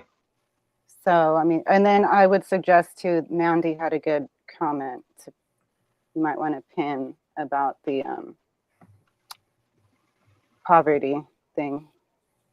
Oh, well, yeah, that one too, but the previous one as well. So, Yeah, yeah, yeah. it's hard to have conversations about some of the things because the basic education has already been perverted by, you know, a lack of actually going to the sources. Like I used to think one thing about communism, and then I read an interview with what is his name? Anyway, I read an interview with this man. I randomly got this book. I want to say I don't want to misspeak about where the man was from. But in reading that interview back and forth, that's when I first understood, oh, communism is kind of like a religion. This is trying to spread worldwide. And a lot of people don't understand that. They hear trigger words, they attribute them to a label, and then they have these conversations. And that's why we go into circles, because no people only know maybe 20% of what they're talking about. And so the conversations become very muddled with everything. So Do you think that I agree with that? Do you think that there's something in that cognitive framing that's maybe holding all of it back? Like, so just the general idea that if I approach a a topic or a conversation and I assume out the other end that there's an absolute right answer or bit of knowledge to arrive at, as opposed to like what's functional, what does something do in nature, how does a system work, and then working with it. That's the uncertainty I think Tiger and I have talked about, that a lot of people are uncomfortable living with that uncertainty, but that certainty mhm. might come from the Abrahamic faiths. It might come from that cognitive frame of like that desire to know and like live in the virtual reality of your thoughts or something. And then I can inject anything into those two. If I put two sockets in your brain of how you think through everything, like believer, non-believer, right or wrong, if you start at that baseline for everything you're thinking about, that you're always going to be looking for some kind of saving grace at the other end, some kind of absolute answer to get out of your discomfort or whatever else. And I can put communism in there, I could put capitalism in there, I could put Yeah, well, anything. Dualistic thinking is dangerous, right? yeah, that's Like a horrible thinking, place to start. It's unfortunate. Yeah, but yeah. it's inevitable because the brain is two hemispheres, so it's hard to break out of that style of thinking anyway. It's Well, really yeah, no, it is a work. the thing is physically two things, like the brain, like you know what I'm saying, like it stems straight from the biology itself. Like So if we are able to crack open the inversion that Christianity is kind of like, seems like it's imprinted on everybody, I mean, would that be useful? And how, like, if you not having an answer out the other end, but if you navigated reality, I guess, with maybe a more accurate picture of who we come from, what humans are capable of, or whatever else, and Like, would that allow us to maybe find, or maybe it's just connecting to nature? I don't know. I mean, I maybe think connecting we to already nature. Well, have. And Bearcat, you talk about this all the time because most Christians aren't really Christians. yeah, But yeah, in exactly. Acts 5, if you're a real Christian, you're basically a communist because Yeah, it yes. tells you to sell your property Yeah. and give it to Peter and the church. And if you don't, the To two the that poor. didn't, they didn't give all of it. They hid some for themselves, and they found out they both dropped dead. Well, yeah. To the question, like, can you use the Abrahamic religions to kind of help people see? I think that you can, and I definitely believe that, but you have to kind of retrain a person into realizing, oh, this Bible wasn't written by God. This is a compilation of texts, and actually half of it is very far removed from the other. And then a forced education on that, because that's the problem, is that a lot of Christians don't understand basic context, about the times. They don't understand the correlation between all of it. They just regurgitate whatever these people in the pulpit that brag about not knowing Greek, not knowing any of those languages, but still can tell whatever story, like that is the problem. But if you can present the Bible to a Christian and showing, like, yes, the Old Testament comes from this time period and might have been written in the Library of Alexandria with a bunch of compilations of all of this other knowledge that, is an attempt to be passed down, and not just only favor some verses, but actually talk about all of them. Because even in the New Testament, there's a dichotomy of the Gospels, which are the supposed accounts of the Christ in Christian. Yet a lot of Christians don't really know that person's direct teachings. They go off of a follower's teachings, Paul, that talks about a lot of other stuff. So, but they don't understand that. They think, oh, it's just a whole blanket because this is what's been told to me by this man that for some reason I feel can speak for this, and I don't need to look into it.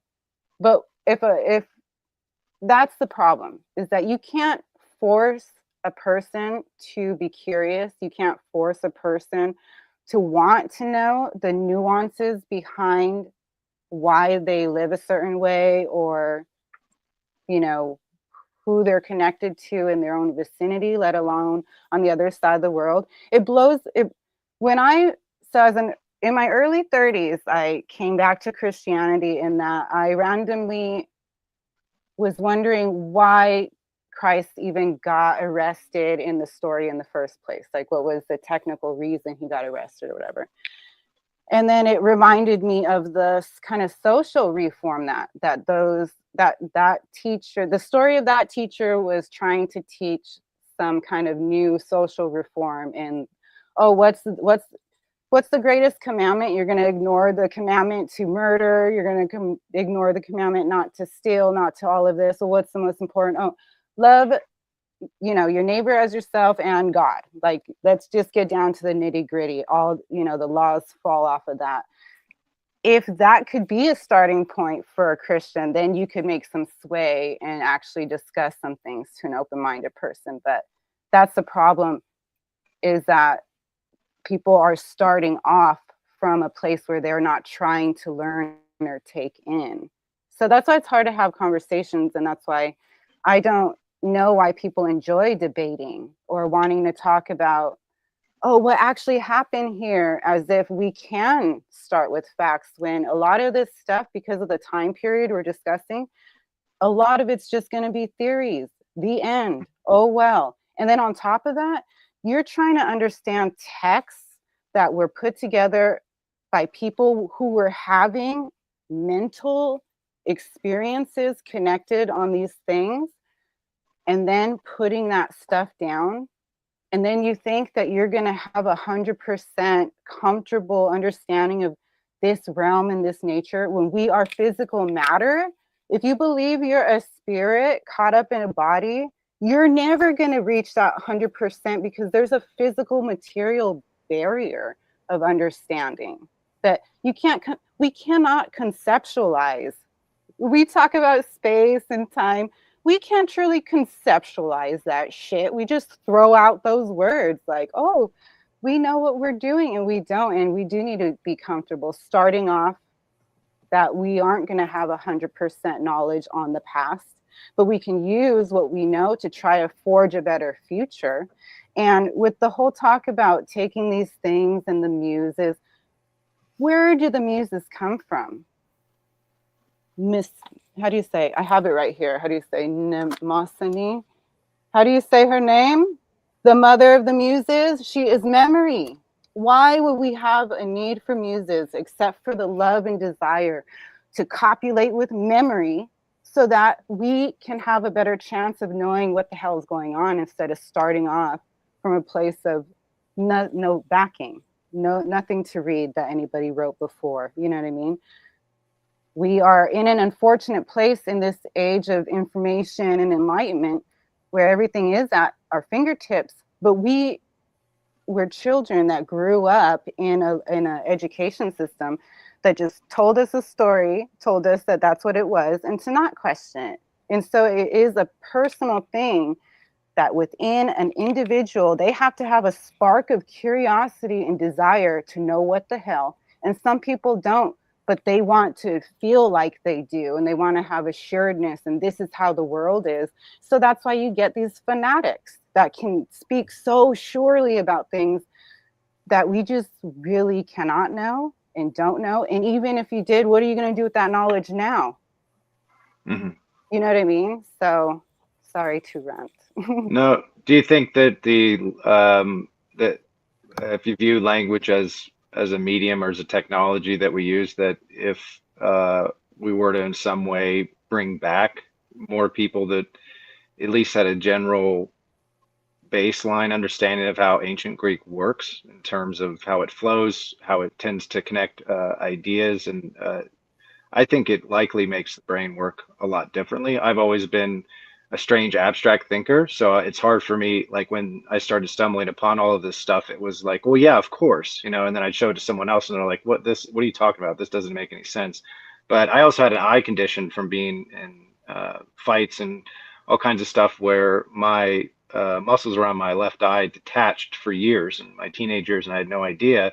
And by the time I got it fixed when I was like 30, and I had a literature degree too, and they told me, you've never, your brain has been cobbling together your vision and creating an illusion that you've been reading left to right, that you've been looking a certain way, but really one of your eyes has been floating a lot, and your body's always been, I still have a head tilt from it, I guess, but has always been like moving to try to like help you navigate better. But in doing that, I also will read over texts, and it's still kind of in a circular way, or I'll inject words that aren't there, but I feel like they're there, and I go back and I read it again, and then they're not there. But sometimes that allows me to make connections that I might not have otherwise got from reading different, like being interested in science and then in art and whatever else. And my brain has always been moving like that.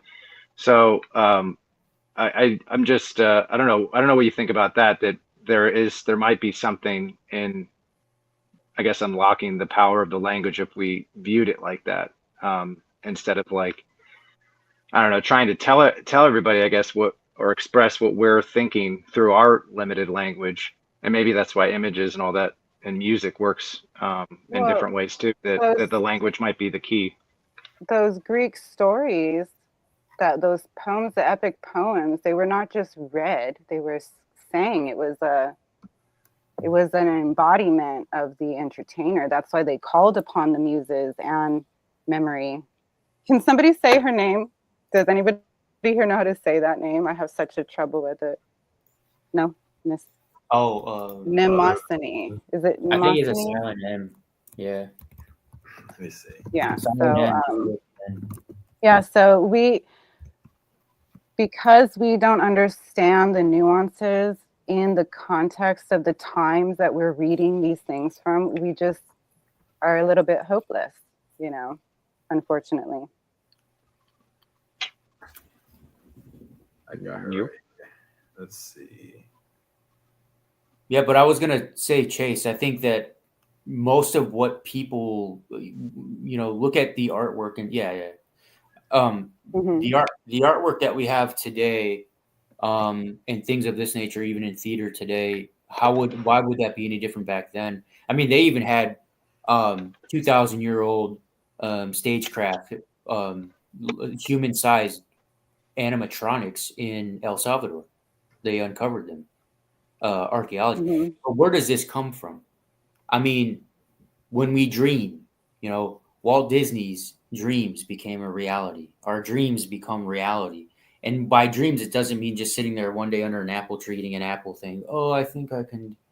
These might actually come from visions that people had in dreams. The Bible says directly that what the young shall hear voices and the old shall have visions, prophecies, right? And so are these prophecies, are they real? And if they are real experiences, where are they happening? That's my whole theory of the dream state. And I believe I invert what everybody is tuned and programmed to think. I actually think that we're made to dream, not made to live. I think being awake, interacting with things, is so we can maintain ourselves, right? Feed ourselves, get our body clean, right? Prepare ourselves for sleep. And every night when you sleep, you go through the dream state, which is a release of DMT in your brain, in your body. And Oh, then, interesting. dude, it's phases. The muse is just a part of the phase. But so even if you're like, I'm not going to do psychedelics, I'm just going to do this and I'm going to do that and just read books. Well, guess what? You can't not sleep. You can die from not sleeping. And you need REM sleep. And not everybody can REM sleep. Those people, WitchDoctor, I know you talked about it, the people that have problems sleeping, sleep apnea and all that other stuff, all those other diseases that go along with the guy in Fight Club, the one that couldn't sleep, started having weird visions. That's where he thought he saw he was fighting himself right at the bar, Tyler Durden. But so you go through that. Then there's these other things called like hypnagogia, where you're awaking, you're coming out of sleep, and you're going through hallucination. And this is a known thing. Some people here know people that have that. And then you have the near-death experience, which through science they're now determining that likely is a release of intravenous DNA in the brain, because your body is lacking oxygen and it sends a signal to the brain to release it. And so people are having these out-of-body experiences. You hear even Christians say, "Oh, I went to heaven and I saw Jesus, but he didn't have long hair," right? And they're all different stories. But that's now scientifically coming out, highly likely to be a DMT release of the brain in the brain. And then It has to be. and then the muses, to me, are, whether they're tied to drugs or not, doesn't have to be. It could be somebody that's sober, but they have, like Marcel or other people that have the trait where they have more lucid dreaming. I know Amin said on his show a couple shows ago, he's like, I haven't dreamed in years. I used to be Amin like that, where when I was drinking, when I drank, my dreams were shit. I barely had any. As soon as I stopped drinking, my dreams came back. My lucid dreams came back. I don't know if you guys have had these experiences, but I've had a handful, maybe 10, maybe less, of what I call astral projection. So lucid dreaming is when you're having a dream and you can control what you're doing in that dream. You don't control what's like the whole plot of the dream, right? You're just there, but you can control what you're doing. Maybe you're shooting fireballs and you're flying around and it's cool, right? Astral projection is like where you control all of it, and you like astral project, and then you feel like the people in that astral projected dream is a real person that you're interacting with on this other plane of existence somewhere. It's fucking amazing. And I've had that several times, sometimes with women, I'm not going to lie, dude. It sounds weird, but I had a dream where I met this hot chick I don't know if it was a mermaid or what the hell, on a beach, bro. And I think in the dream we copulated, right? And I woke up with wet pants. I'm not lying, dude. So I've had them, but not like, some people have them way more than I do. I don't have them as nearly as much as I'd like to. But I think that's where these dreams come from. Yeah. But yeah, I think that's where these dreams come. I mean, that's what the dream state is. And that's what some of these ideas are coming from, I think. And even the muses are close to that. They get closer to that because what do they say in the myth? They say that you forget what's happening, right? That you're in this state of ecstasy, that you're in this bliss state, that nothing is impacting. It's like when you play basketball. You remember those videos of like the 14-year-old high school kid that has autism and he gets in the game and he can't stop missing threes? It's like that when you get in your zone and you like nothing will mess you up, right? Nothing matters. The crowd doesn't matter. You know, you're a bench player that's in the, you know, your last game of your, you know, whatever in high school and you're shooting threes. None of that matters. You're just focused on that. And that's kind of what I think the muses do, right? When you're playing music, you're doing, Marcel probably knows, you know, you're playing guitar, you just forget everything else. It's not a concern, right? You're just doing that. Some people get that, you know, with artwork. Some people get it with writing poetry or just writing in general. Everything it just escapes and you kind of just melt into the experience that you're doing.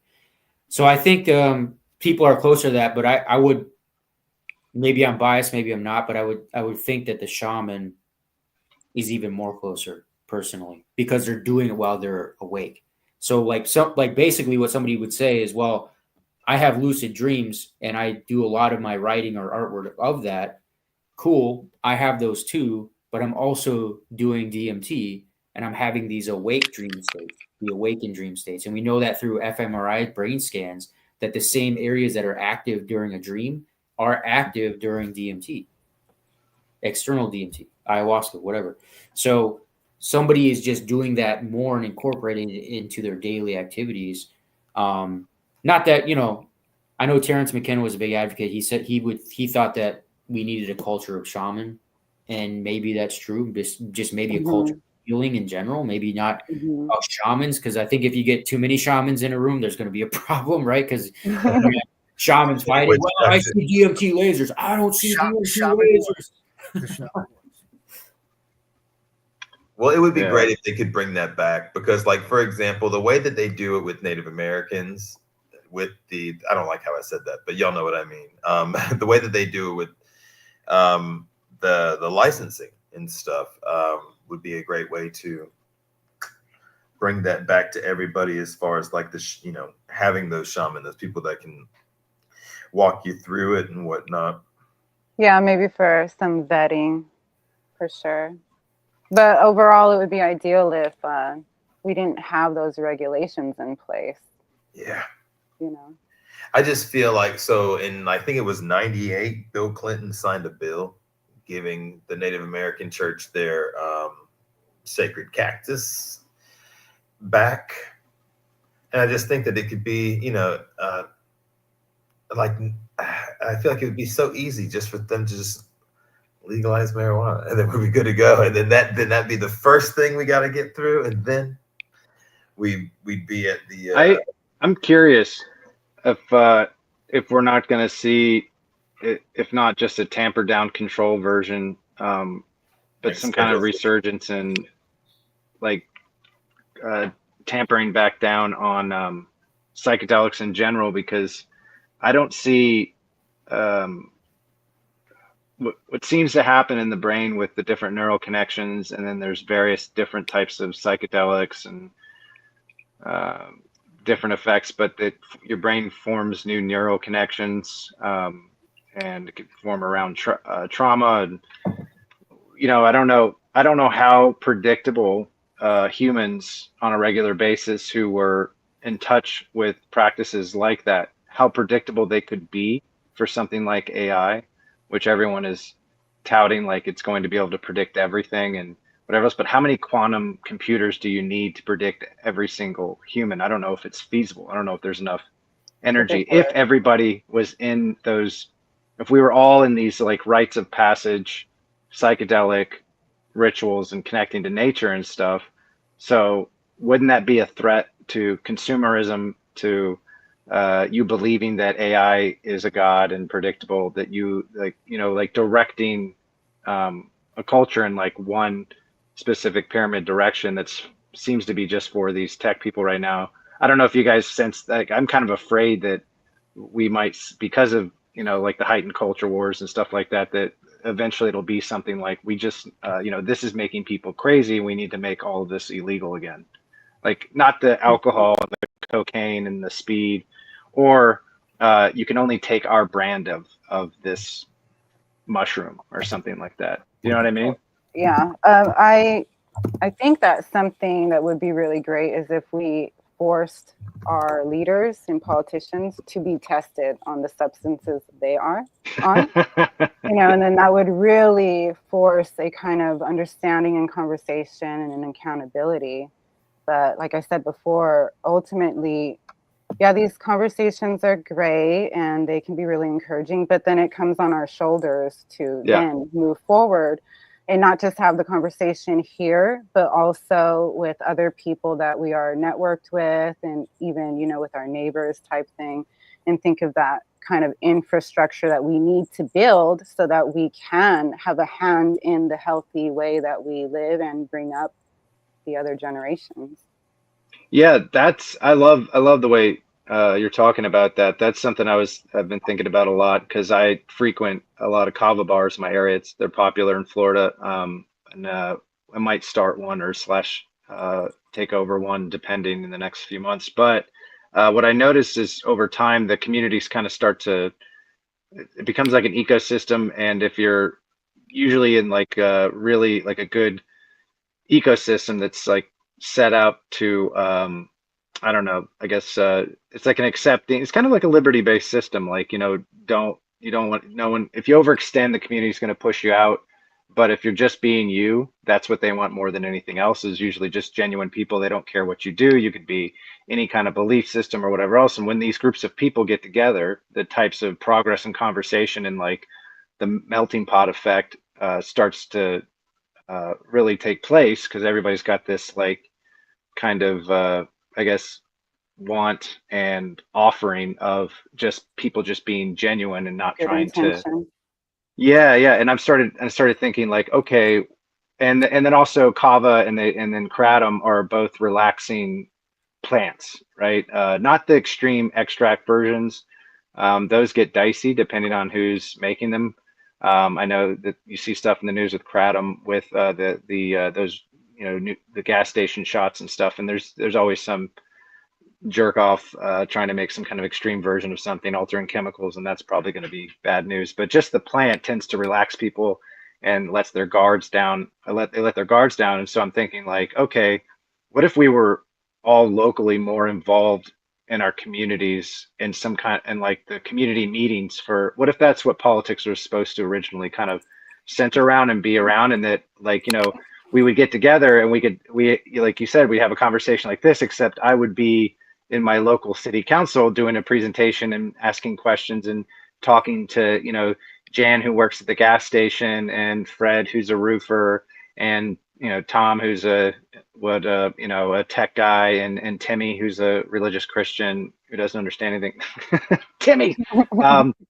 But they're all collectively, and then they're a part of that. And then that kind of informs like, okay, well, what kind of system do we want to have in our community that is affecting those direct outcomes, as opposed to everybody's arguing about San Francisco or another country. And I don't know, like, I don't know if that makes, or what the gladiators are talking about or whatever else. So then maybe that's, I guess you read the stories about the Athenians burning all kinds of drugs before they would converse about stuff. But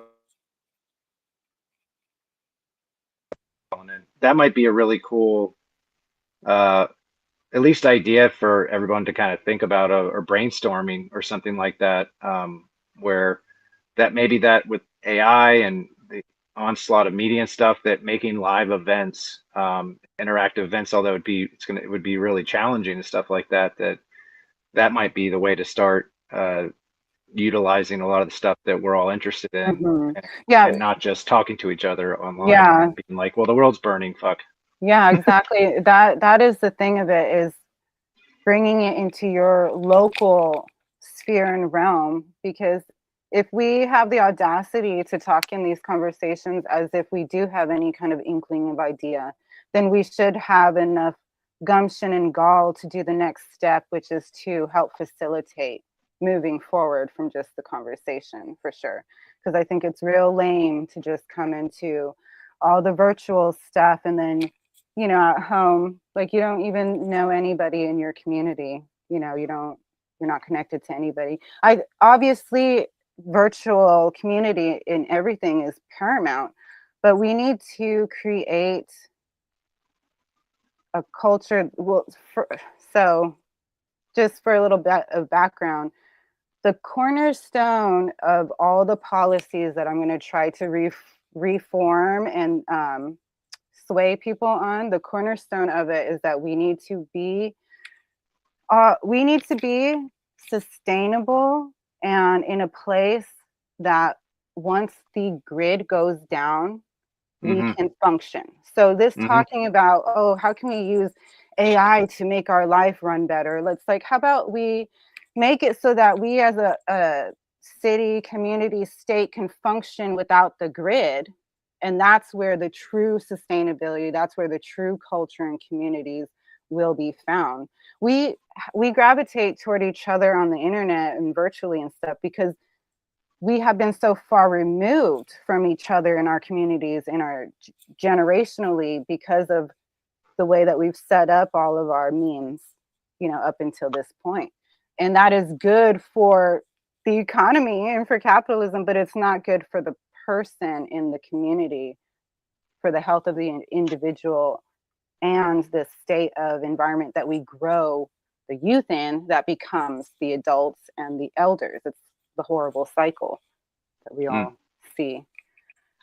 Do you see capitalism as being like, if you look, I wouldn't say, I don't know, let me use the right words here. I guess unfettered capitalism, let's say greed is good type mantra or navigation system, that the output of that system, when applied to physics and nature and how nature moves through physics, that the undoubtable outcome is the elevation of the weakest people who are able to problem solve and face the realities of surviving in the cosmos and exploring it and stuff and flourishing and all that other stuff, and that agree, and that's why they might have said greed stains your soul with the stench of ruin in terms of how you're navigating your boat, or collectively, that like we do need to be hierarchical in certain instances, and then we have the sovereign part of us as well, but like that we are a species that moves with other species and other stuff like that. So the hierarchy is an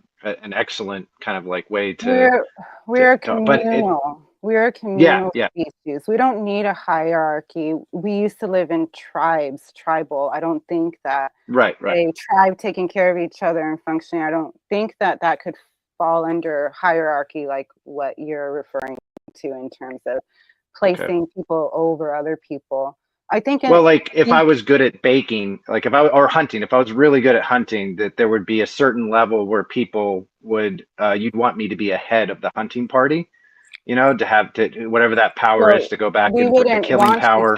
You know, we wouldn't want you to. You would rise to that call. Yes, because your skills and experience showed you and proved you to be that person. That's where we're messed up right now, is that merit does not put us in the positions at this point, and that's the problem. Yes. Problems. So it's like I wonder how to evoke that in people, that because I think that's what a lot of people that are jumping on to isms, beliefs, or whatever else, that they are instinctually wanting the best of the best to rise. And by best of the best, I don't mean fuck the rest.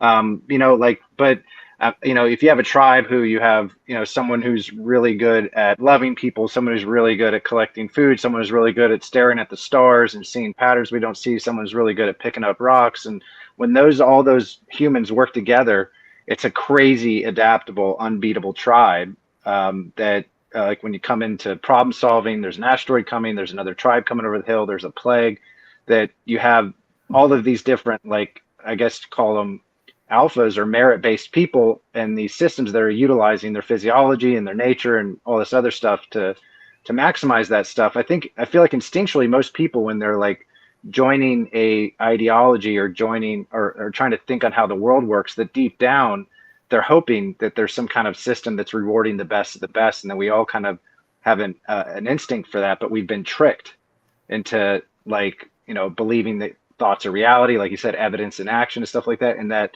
when a system that's just based on greed, that it's inevitable that you're going to get the weakest people to rise. That's all. It's like something that keeps rolling around in my head when I think about who people are worshiping right now. And I'm like, these people wouldn't last 30 fucking minutes on a job site with me. And I'm supposed to believe that this is like the strongest, even if they're like big, strong dudes. Like, give me 30 minutes in the Florida sun with these like hopped up influencers that are on drugs and stuff. They're going to be whining and like, oh, my back hurts, and oh, this is too hot, and oh, this is whatever else. So, and it's just like, what happened to all that tough stuff, dude? Yeah, what happened to all that? Hey, we got to do this for another 13 hours, dude, and we're going to be here all week. You know what I mean? Like, so where's your endurance? Where's your toughness? You know, it's like, why are you elevated? And it's only because of, you know, like, oh, well, he's making lots of money, or he's, I don't know. There's just something weird about the selection process of it. It seems antithetical to nature. I don't know. There's huge differences between people naturally. I was telling my wife the other day, I was like, you know what? You know, my dad, he was lieutenant colonel in the Army, Ranger, all the cool stuff, blah, blah, blah. And when he got out, he had a really high-paying sales job for a gas company, and then it became Mobil 1 for oil. And then he went into contracting and stuff like that overseas. Now, I was saying something to the effect, talking about the differences in personality and where they're going to fit the best. There's some people out there that don't have what it takes, smart or dumb, to have and run their own successful, stupid money business. But there are poor and rich people who are built that way. And you'll see the poor version of that from the hood work his way up into a Bentley. And you'll see people from rich families go on to being a, you know, Magic Mike lifestyle, you know. Mm-hmm. If that makes any sense, you know, just the fuckboy jobs and the stuff like that, you know. And what's an example? I guess the only one I can think of is Trump's older brother. I think like didn't really like build the same kind of wealth. He just wasn't the same kind of guy when it came to that.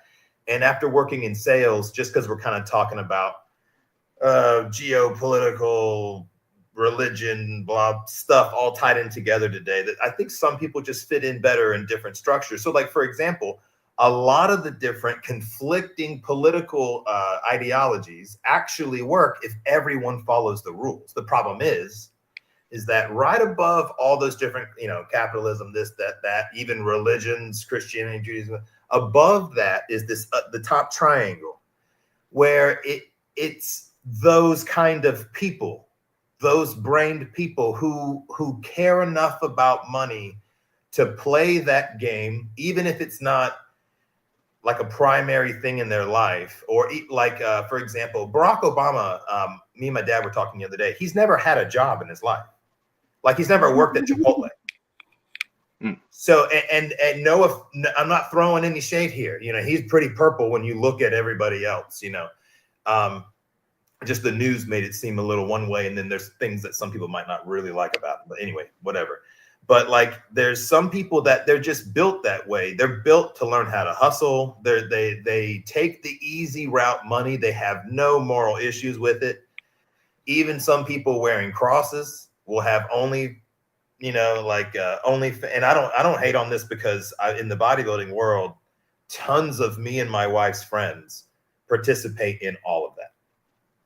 And I don't personally see anything wrong with that. At least you make the money and not some channel or something. You know what I mean? Like maybe they're taking a cut, but it's your choice and they're paying to see it all. And in the bodybuilding world, as you can imagine, there's a lot of that. Anyway, so I don't know if that well, let me much like what we were talking about, but there's just people who are greedy. And then there's other people who they don't want to go to war with everybody else that's hustling to make the money. Some people don't want to play dirty to actually get the positions that you have to do that in order to get there.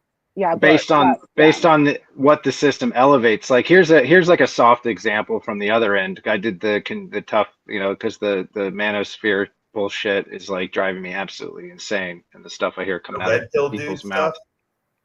Just like the way some people, like you run into people and just how much trash they talk, and I know who they are.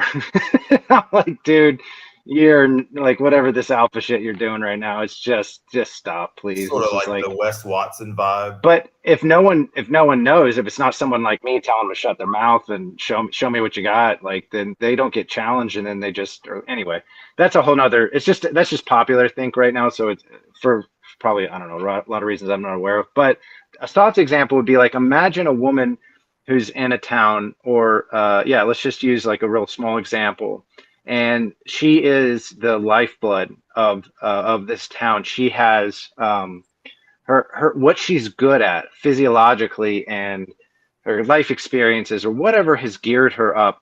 She's the mother that when the lost kid is looking around and their parents have, not given them attention, or their whatever else, she looks at them and goes, "Hey, what's up?" Gives them a genuine hug and says, "Hey, how like, what's going on, man? What you thinking about?"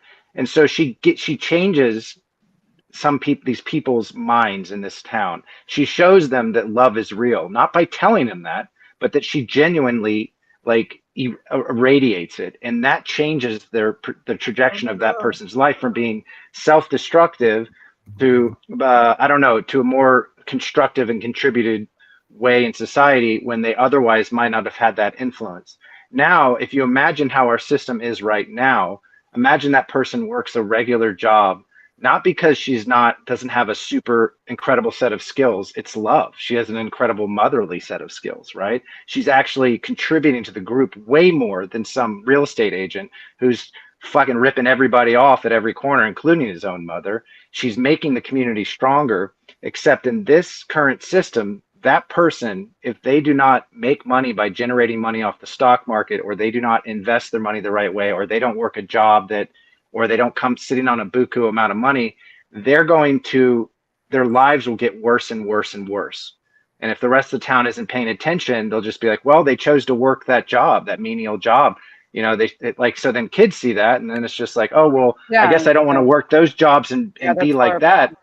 But then pretty soon the town is now vapid and like doesn't have those characters anymore, because they've basically let them all rot. Like they've let them all just, do you know what I'm talking about? Now. Yeah, that's where we start now. Yeah. So we have all of these merit-based people all around us. It's just that their skills are not commodified. They're not. So what you make money off of seems to be like, things are not contribution skills. They're like stealing, lying, and cheating skills. Yeah, like, that's so in because order, we accept it and we participate in it. And until we take the responsibility on ourselves to go into the local council meetings, to go and be an advocate, to run for your local offices, it's just going to be the way it is. And And but people I don't see it. I wonder if there's a way to it's just like not telling them, but it's like, just look over here. You can do it is by doing it yourself and being that example. And I'm not trying to be hard on you or anybody. No. This is for me. This is the whole purpose behind the Blunt Life. The Blunt Life started as I made it because I knew I was going to Colorado Springs, after all that got legalized, because I didn't partake, and then I did, and then I was like, oh, I'm here in Texas, and then it became recreationalized, so I had the opportunity to go there, and I went there. So I built the Blunt Life to be a website that when you went on there, it displayed the map of I'm gonna try to be uploading some resource videos before I start doing interviews and stuff, just for reference. But my website had the map of Colorado Springs, and it was only locally owned businesses on there, because that's what I was trying to get involved with. Because something that I really loved about the legalization of marijuana was that I really believed that the next step from that was people were going to start growing their own food again. But unfortunately, that kind of got put to the side. But I went there with the intention of getting involved with the local politics, because at the time I was like, only local politics. our hope, you know. And then I go there, start going to the local council meeting, and they're trading their votes in front of us. They're talking to each other about, oh, well, you vote for this and then I'll vote for this. Like I literally wasn't there laying my eyes and ears on the whole thing. It was asinine, you know? So that was really eye-opening for me, because at the time, you know, it was like Mayor Mendoza. That's the best I could do, is try to rise to a position where I could help a community like that, you know. But then now at this point, I'm like, no, there has to be a reform from the top down. So all of my stuff on my end, my weight on my own shoulders is that I feel the need to be an example and an advocate of somebody that's trying at least to come up with another idea, to come up with a better way to show people. And that's why, like, at least on the Blunt Life YouTube, there's only the one video that I put up so far when I was talking to Lord Cameron. Lord Cameron and I and Target Shark did a little thing, but it's been taking me a minute to go through all the editing. But my link there, that link tree, you'll see my LinkedIn, it has a blurb about my plans, like, you know, for reform it. And oh, that one's the Blunt Life one. But yeah, I guess my LinkedIn it's on my, actually on the You're Confused Mom that I comment on in the chat, that channel has my personal stuff on there. But anyway, so that's why when I say, oh, we have to do it, I'm not trying to put pressure on anybody else, but I know that that pressure is on me. And my whole goal is to inspire others to want to be the leaders for their realms, because that's the only way that collectively as a nation, we could possibly come back together and try to pull back some of this asinine craziness that we live in terms of the regulations that have been put forth, because we have been taught that it's somebody else's responsibility. Somebody else is a leader. Somebody else's job is to do this and that. But it's that kind of outsourcing that our great-grandparents have done, that our grandparents have done, that our parents, and that we are doing now, shirking responsibility to other people that are politicians, that they've grown up in it, it's in their family, and we just let it go, and we say, only the corrupt rise up there. But it's like, okay, well, what about us? Who are we? And how are we going to be a strength? How are we going to be a represent? It really, unfortunately, that's what it comes down to. Unfortunately, that's what it comes down to. And that's actually who built what we had that could have been deemed a semblance of great, regardless on the blood that was on. You know what I mean? Yeah. Yeah, I see the comment with I was a custodian and the best custodian ever. I don't care what you do, just be the best at it. And I like that mindset. And the problem is we don't have a system that rewards that natural merit that we want. So the guy who's the best custodian is like in a shit ton of debt, like can't compete in a stock market. The pockets keep their ability to survive, they're resource deprived. And so we're going to get worse custodians over time. So like, there's like something about the symbiotic relationship, like, yeah, like working with nature as opposed to like, I don't know. I think most people want that. Like, that's why I like that comment, but we're just not, we're talking, a lot of people are arguing with each other or talking past it as if they have an answer to just all of a sudden fix that, or that this it is not all of a sudden. Yeah, it's not happening because it's a scapegoat's fault. The reason it's not happening is because those people over there, those Democrats, those Republicans, those immigrants, those whatever it is, right?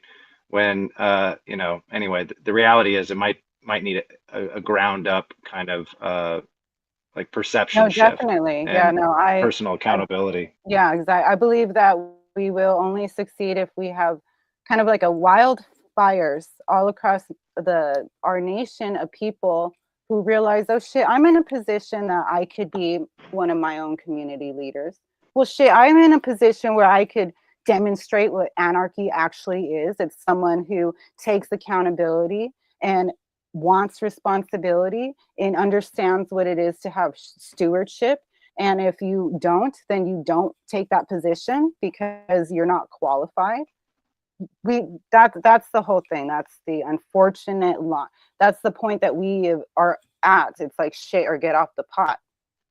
You know what I mean? Our generation, our stage of adult that is not yet elder, but are old enough to take these government positions and change things so that the next generation that comes up have better, you know, have better means to work from than just starting at the bare bottom where we're starting, of trying to reform in the ways that we are scatteredly, not cooperatively.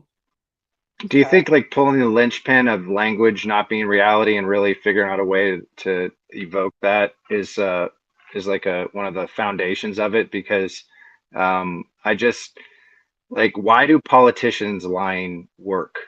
Why does charisma is a skill, and presentation, entertainment, all of those are skills, and they're wonderful, right?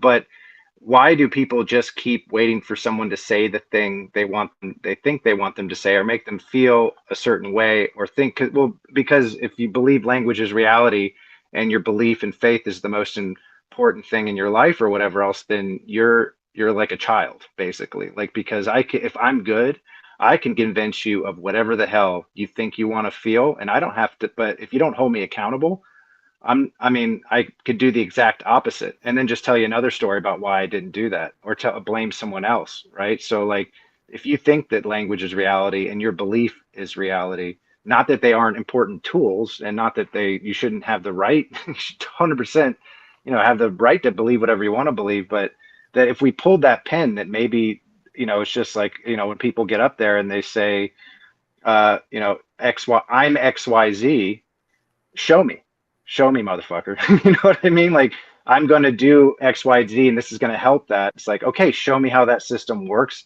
Let's see how it works. And then if we can all stay in some kind of semblance of reality of like the output of a system, we should be able to tell whether this is not really working or you're just full of shit. But if not, then it's just all virtual reality from here on out. Like, where I'm just going to build your own 1984 reality, I feel like. And anyway, I don't know if that makes any sense, but that linchpin seems pretty important to me.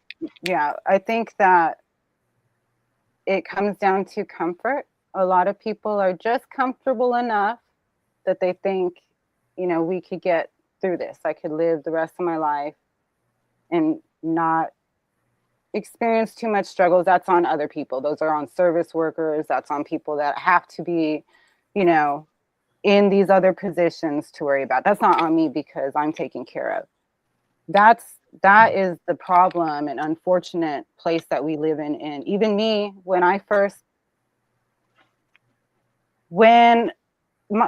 I was a young military wife. My father-in-law was the man that introduced me to conspiracy theories. Like he encouraged his son to join the army and go into the military. And then after that happened, that's when my father-in-law started, I guess, realizing about certain conspiracy theories in regards to the war and stuff. And then it turned, it flipped, like, oh, you need to get out of the army because all of this other stuff, right? So he was listening to all kind of random, Alex Jones, Coast to Coast, all these random things that kind of jarred me into, oh, there's other stuff going on that I need to look into. And when I started believing and seeing that some conspiracy theories actually were not theories, but are evidence, when I first cognitively understood that, I told myself, I will never go to a protest. I would never become a speaker and die like Martin Luther King and this, anyone else. That was my first position when I understood the shit we were in as a society. I was like, oh, that sucks. We might be taken over by China. Oh, well, that will just be a change of management. I don't think my life will change very much at all. That's where I was at, right? But then growing up and growing further, the depth of how much perversion and corruption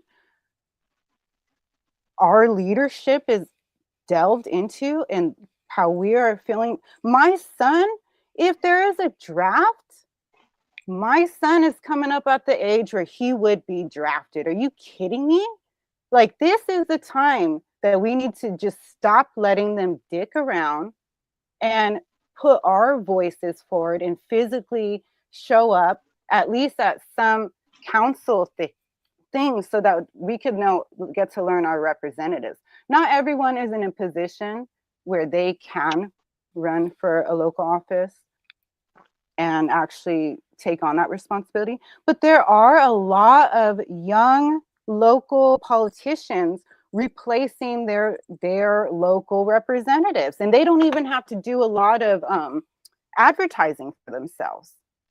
You know what I mean? Because we've just been letting it go so long. It's like we've been letting these people autopilot, you know, but it is realistic that our local leadership could be replaced with people that are like us, peers to us, in generationally, educationally, spiritually, and that will be the next wave of people that help set up things for the kids to do way better than our grandparents set it up for us.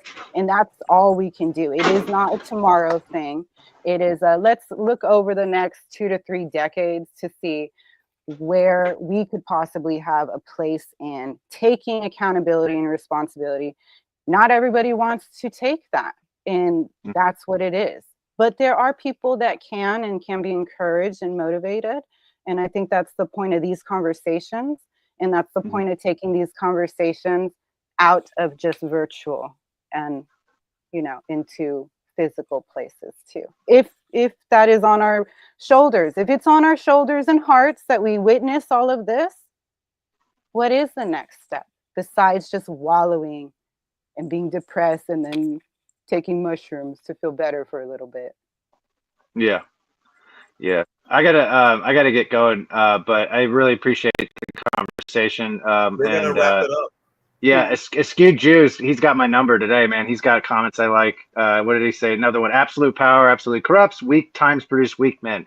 I 100% believe in that. I don't, or see it. The cycles of civilization. I think that's accurate.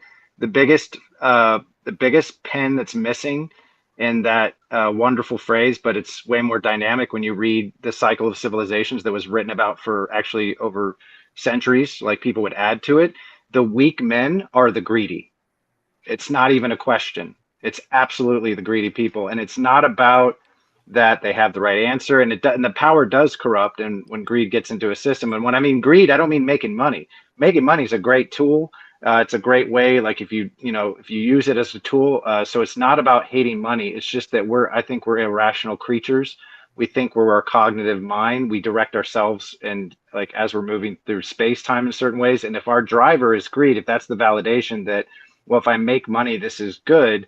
If I make money, this means this is better, which is like the Ayn Rand model and all that other stuff. That has a severe limitation, which is that greed, or money, is a navigation tool between us. It's a figment that we use and communicate to build things. And so if that's the thing that's driving me and validating and motivating my decisions, it's of course going to always lead to tyranny in any shape or form. It will come in the form of any ism or whatever else, right?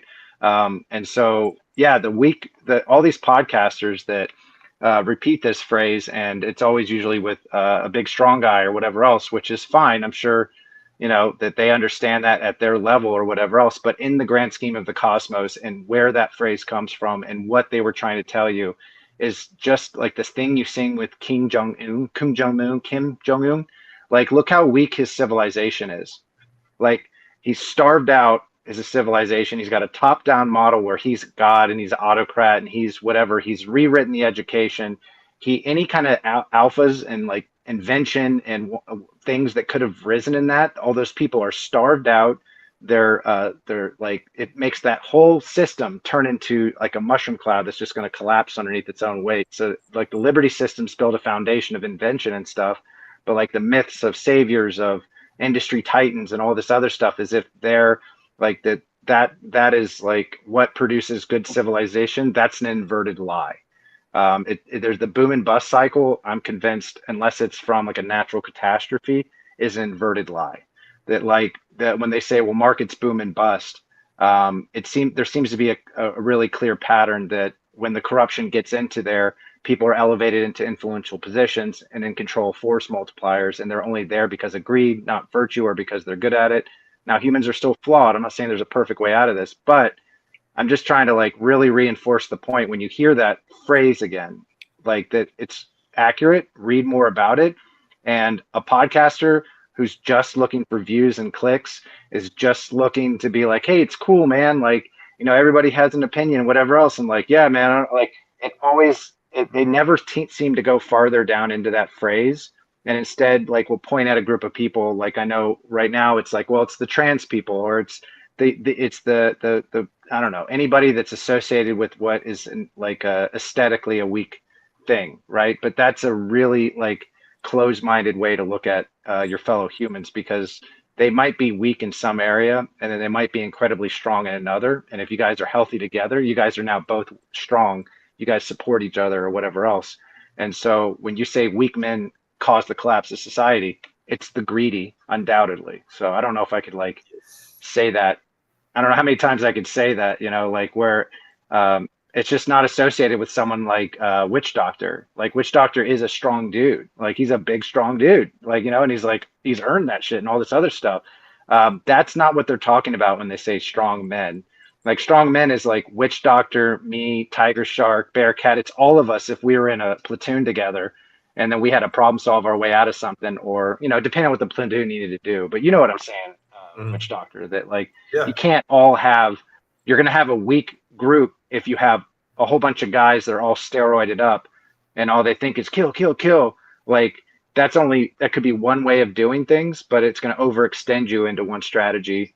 Or if you're greedy, also when you're greedy, and I think we've seen this just on the larger scale with China, that's the easiest lever for me to pull if I'm playing a power game with you. Right. You're greedy. Okay, well, I can give you money. And then you sit and wait. Now I have all your medicine. Now I have all your labor.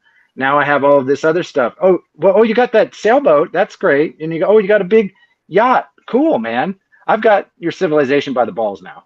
Like, do you know what I mean? So like that greedy lever, it freaks me out a little bit anyway. When phrases get inverted and they're really powerful and they sink in with us, that we should really understand like what they're actually evoking instead of, you know, I don't know. I just hear it so many times with podcasters, and then you see that like, you know, it's just like, well, look in the fucking mirror, guys. You're the weak men. I don't care how many steroids you're on, you know. Better together. We're better together. Yeah. All ecos. Yeah, nature works. I talk a lot about that with Tiger Shark. And it's, you know, it's not perfect. It's flawed and stuff, but it's brings about all the stuff that we love and fight for and stuff. Well, hell yeah, brother. Let's see. Let's go. I got Chase. Let's go, Marcel.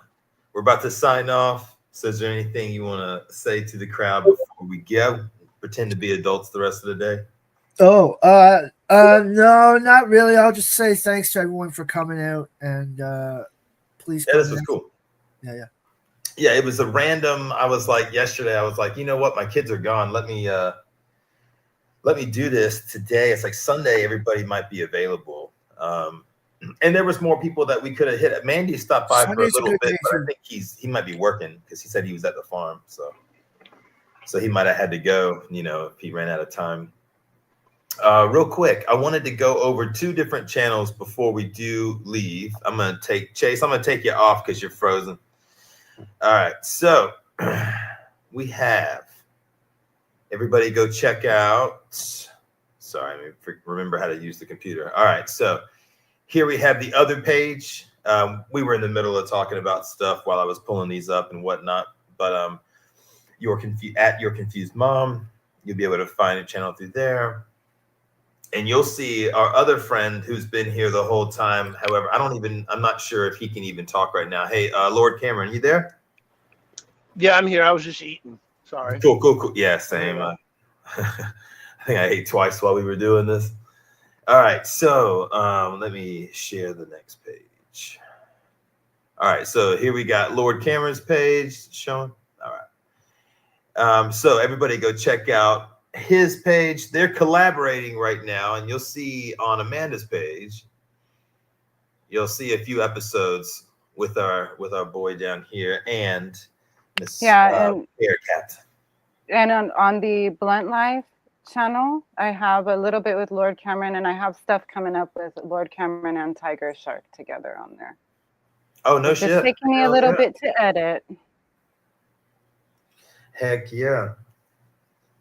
Well, I am super excited. Hey, Lord Cameron, is there anything you want to say before we cut out?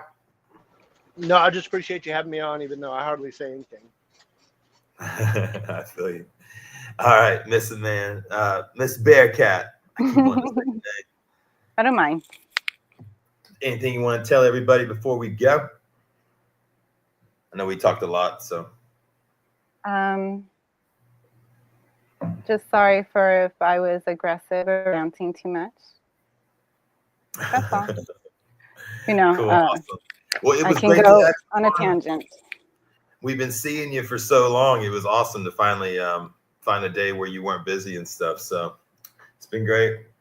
Yeah, I'm glad that I was already planning to do some things. So I was kind of already getting up and ready anyway. So thank you for the invite. Yeah, for sure. We'll see you soon.